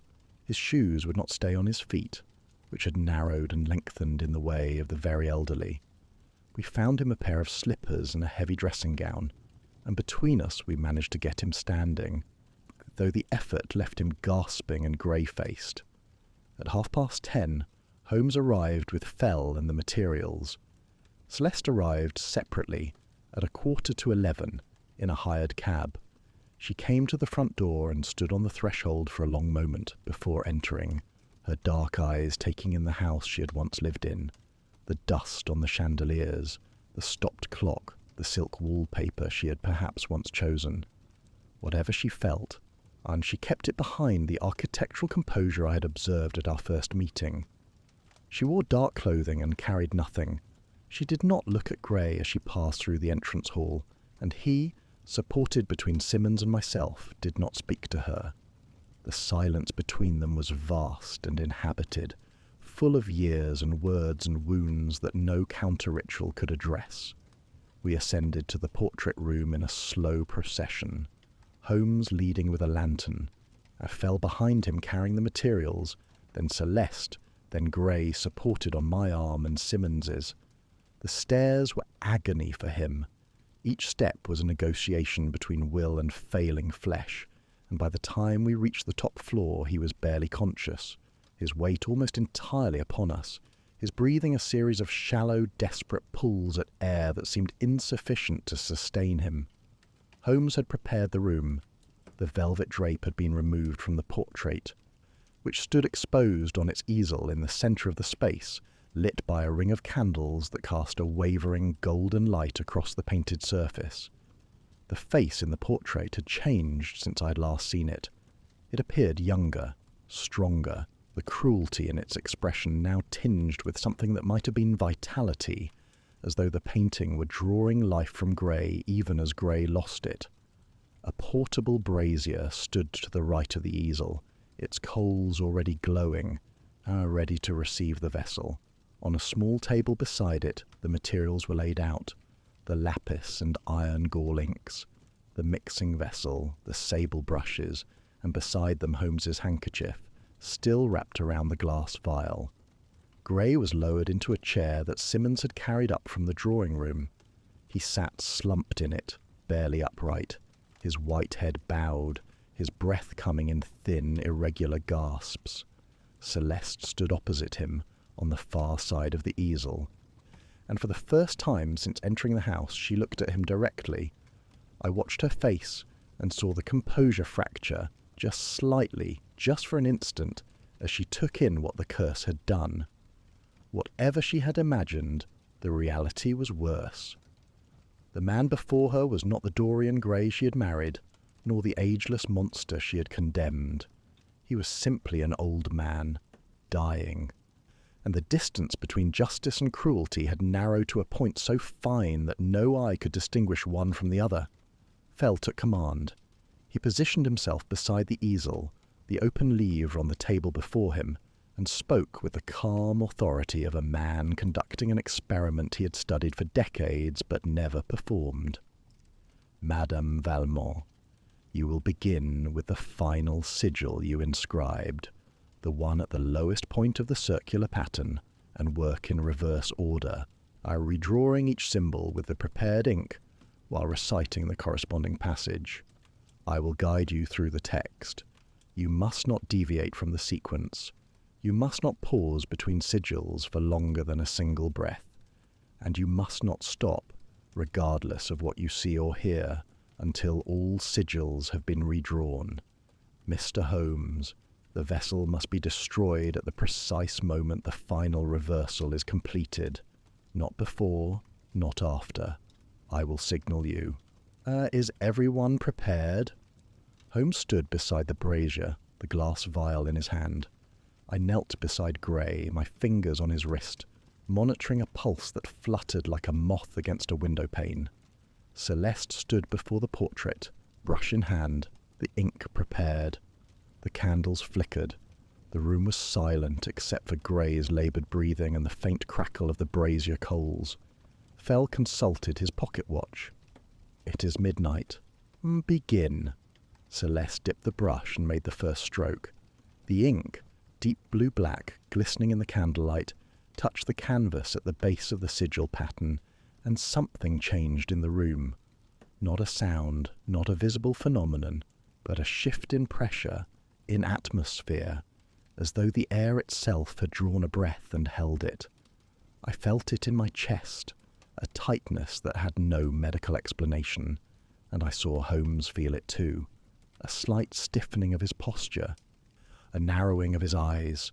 She worked with extraordinary precision, her hands steady, her voice low and measured as she recited the French incantations that fell fed to her in whispered fragments.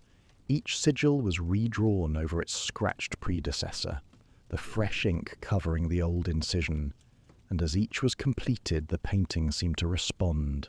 The oils shifted, the colours moved, the face in the portrait rippled as though viewed through disturbed water, the features blurring and reforming in ways that no painted surface should have been capable of. I heard Simmons, standing by the door, make a small sound of terror and press himself against the wall. Gray collapsed. His head fell forward and his body went slack in the chair. I caught him, checked his pulse, faint, rapid but present, and held him upright.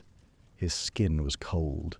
His breathing had become so shallow that I could barely detect it. "Do not stop," Fell said sharply. And Celeste did not stop. Her brush moved from sigil to sigil, her voice carrying the archaic French syllables with a fluency that spoke of long study and deep familiarity. The portrait continued to shift, the painted face losing definition, the features swimming, the cruel mouth softening, the hollow eyes filling with something that was not quite life, but was no longer mere pigment. The process took over an hour. By the time Celeste reached the final sigil, the first she had originally inscribed, now the last to be reversed, the room had grown intensely cold despite the brazier, and the candles had burned down to stubs. My fingers on Gray's wrist could barely find a pulse. His lips had gone blue. He was dying, and he was dying faster than Celeste could work. She hesitated. Her brush hovered above the canvas, loaded with ink, and she turned and looked at the man in the chair, the man she had married, the man she had loved, the man she had tried to kill. Her composure broke, not dramatically, not with tears or trembling, but with a single quiet exhalation that carried in it the weight of 12 years of love and rage and grief. Then she turned back to the canvas and completed the final stroke. "Now," Fell said. Holmes cast the vial into the brazier, and the glass shattered against the coals, and the dark liquid hissed and flared, a flame of sickly green that rose 2 feet above the brazier, and then died as suddenly as it had appeared, leaving behind a smell of iron and ash and something older, something that had no name in any chemistry I knew. The portrait settled. The rippling ceased. The painted face resolved into stillness, and in the silence that followed I heard Gray draw a breath, a real breath, deep and full, and the kind of breath a drowning man takes when he breaks the surface. I checked his pulse. It was strong and steady, stronger than it had been in days. His skin beneath my fingers was warm, and as I watched, as we all watched in the flickering remnants of the candlelight, the deepest lines on his face began very slowly to recede. The skeletal sharpness of his features softened. Colour returned to his cheeks, to his lips, to the thin skin of his hands. He did not become young. He did not become the man of 35 who had made a terrible bargain decades ago.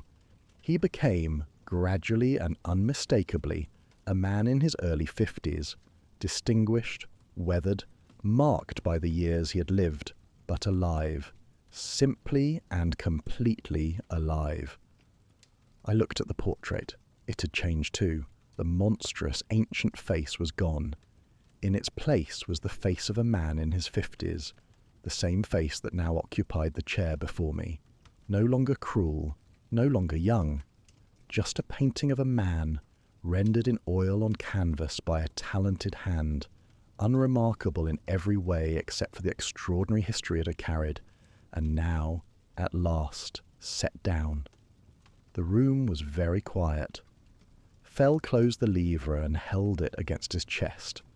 Holmes stood by the brazier, his face unreadable. Simmons had not moved from the wall. Celeste set down the brush. She looked at the portrait, then at Gray, then at nothing at all. She turned and walked to the door without speaking. Her footsteps descended the stairs, steady and measured, and the front door opened and closed, and she was gone. Chapter 10. A Man at Last. 1 week passed before Dorian Gray returned to Baker Street.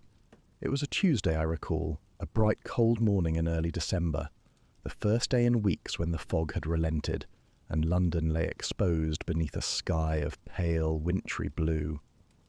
Mrs. Hudson showed him up, and I confess that when he appeared in the doorway of our sitting room, I experienced a moment of disorientation, as though I were looking at a man I had never met and yet knew intimately. He was, by any ordinary measure, a handsome man in his early 50s. His hair was silver grey, thick and neatly combed. His face bore the lines of a life lived. Creases at the corners of his eyes, deeper furrows across his brow, the softened jaw of middle age.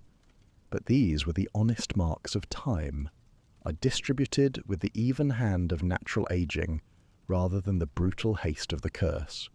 He stood straight. His hands were steady. His eyes, those vivid blue eyes that had persisted through every stage of his ordeal, were clear and calm and held, for the first time since I had known him, no trace of fear. He was dressed simply, in a well-cut dark suit that fitted him properly, not the hollow, oversized garments we had draped over his wasted frame on the night of the ritual, and he carried a walking stick, which he used lightly and, I suspected, more from habit than necessity. He looked, in short, like a man who had been ill and was recovering, diminished but intact, tested but not broken. "Dr. Watson," he said, and smiled. It was a different smile from any I had seen him produce before. Smaller, quieter, without the desperate charm of a man trying to convince the world that everything was fine. "Mr. Holmes, I have come to thank you and to settle my account." Holmes, who had been standing at the window reading a letter, turned and regarded Gray with that swift, comprehensive glance that took in everything and revealed nothing. "Sit down, Mr. Gray. You look considerably better than the last time I saw you conscious." "I feel considerably better than I have felt in decades, Mr. Holmes, and I do not say that lightly." He settled into the basket chair, the same chair in which he had first told us his story, trembling and afraid, and accepted the coffee I poured for him. He held the cup steadily. Such a small thing, and yet I found it profoundly moving. A week ago those hands had been skeletal, curled, shaking with the palsy of artificially imposed age. Now they were simply the hands of a man in his 50s, lined and capable, wrapped around a warm cup on a cold morning. "I have spent the past week learning how to be mortal," Gray said. "It is a more demanding education than I anticipated. I woke the morning after the ritual and looked in the mirror and saw, for the first time in longer than I care to calculate, myself. Not the mask the portrait maintained for me, not the ruin the curse imposed upon me, just a man of a certain age, with a certain face, who has lived a certain kind of life. I stood before that mirror for nearly an hour, Dr. Watson. I could not stop looking." "And the portrait?" Holmes asked. "I went up to the room that afternoon. The painting is ordinary. It shows a man in his 50s, seated in evening dress. A competent portrait by a talented artist.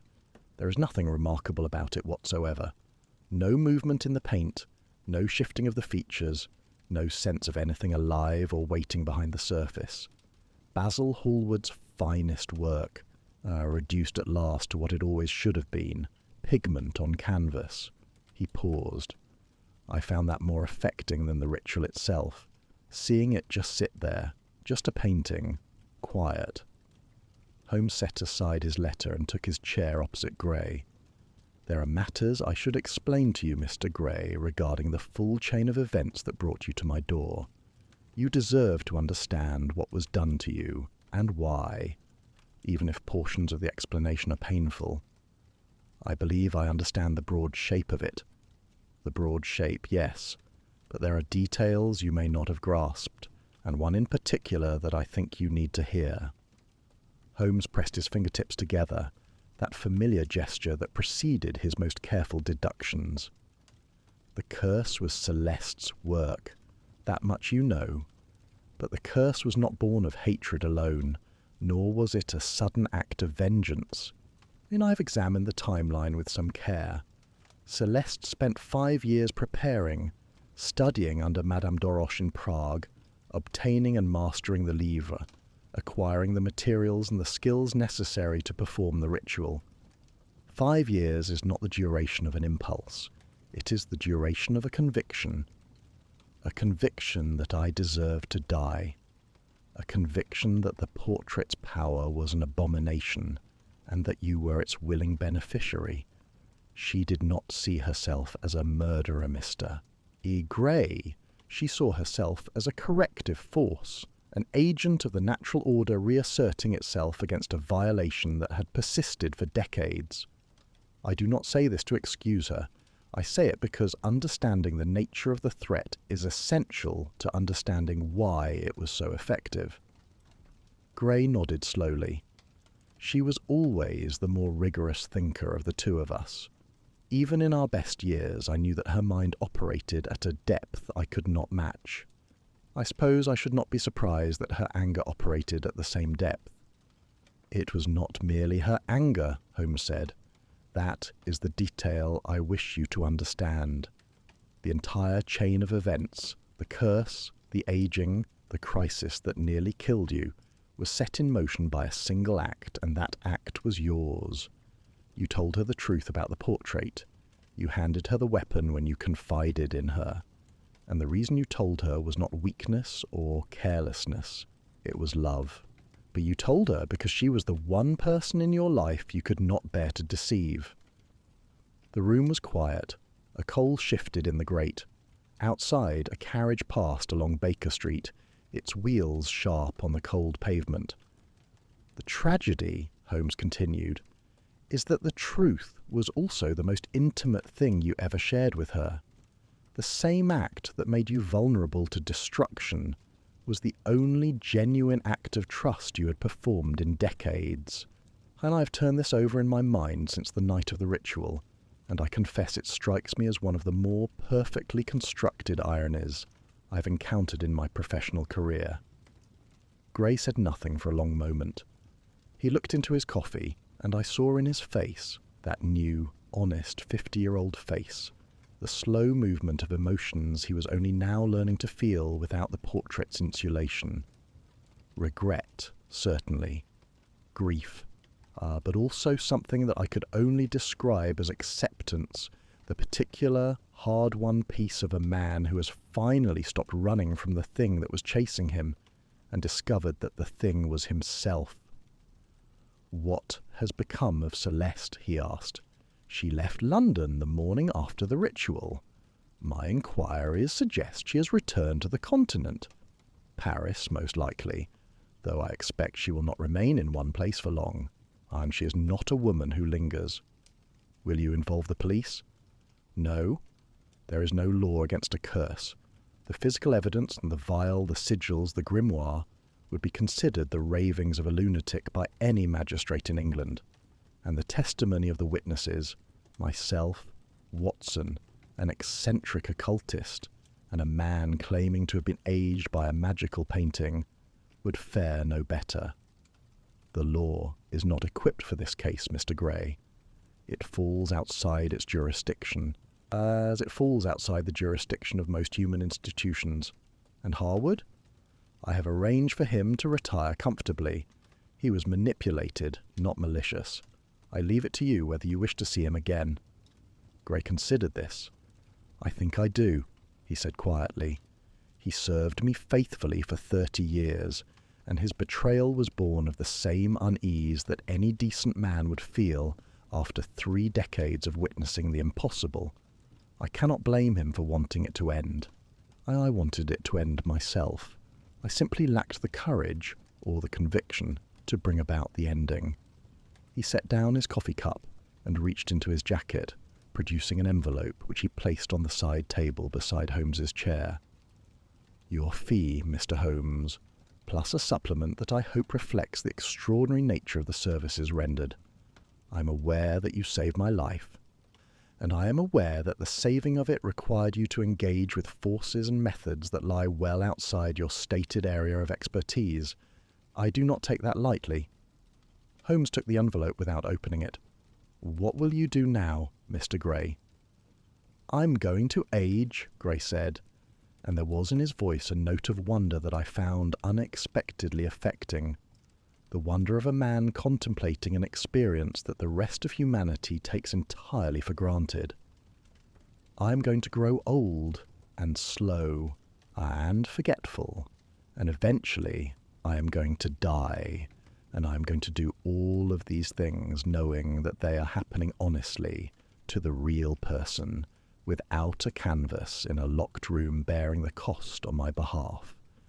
I have donated the portrait to a private collection under a false attribution, the work of an unknown student of Hallward School, of no particular distinction. I have severed my last connection to it." He paused. "I sold the Mayfair house this morning. I find that I no longer wish to live in a museum of my former self." He rose, and the act of rising was easy, natural, the unthinking movement of a healthy man in the middle years of his life. He shook Holmes's hand, then mine, and held my grip for a moment longer than was customary. "You were kind to me, Dr. Watson," he said, "during the worst days, when you sat with me in that dreadful drawing-room and listened to my confessions. I shall not forget it." I told him, truthfully, that I had only done what any physician would do for a patient in distress. He smiled at that, again that small, quiet, new smile, and I believe we both knew that it was not entirely true, and that the kindness had mattered more than the medicine. He left. I watched from the window as he walked along Baker Street, a man in a dark coat, using a walking stick he did not need, moving at the unhurried pace of someone who has, for the first time, an honest relationship with the passage of time. He did not look back. I returned to my chair and opened my notebook. Holmes was already at the mantelpiece, removing the pinned transcriptions and notes from the case, the sigils, the maps, the telegram forms, and feeding them one by one into the fire. He did this methodically, without ceremony, as he did at the conclusion of every case, clearing the stage for the next. "Holmes," I said, "this was unlike any case we have taken." "Yes." "A crime no court could try. A force no science could explain, and a victim who was, in many ways, the author of his own suffering. All true. He fed the last page into the flames and watched it curl and blacken, and yet the essential structure was the same as any other case: motive, method, opportunity, and the patient accumulation of evidence leading to a resolution. The supernatural element was, in the end, merely the medium through which a very human drama was conducted. Jealousy, betrayal, love, regret. These are not occult forces, Watson. They are the oldest forces in the world." He turned from the fire and crossed to the window, standing where I'd stood a moment before, looking out at the street where Gray had walked. The December light lay cold and clean across his sharp features. "Every man eventually meets the portrait he has painted of himself, Watson," he said. "The fortunate ones survive the encounter." I wrote the words in my notebook, knowing even as I did so that they would serve as the final line of whatever account I eventually produced of this most singular affair. I closed the notebook and set down my pen. The fire crackled in the grate at Baker Street. The morning light strengthened. Outside, London carried on, vast, indifferent, eternal in its way, and somewhere in its streets a man who had once been ageless was walking, at last, in time.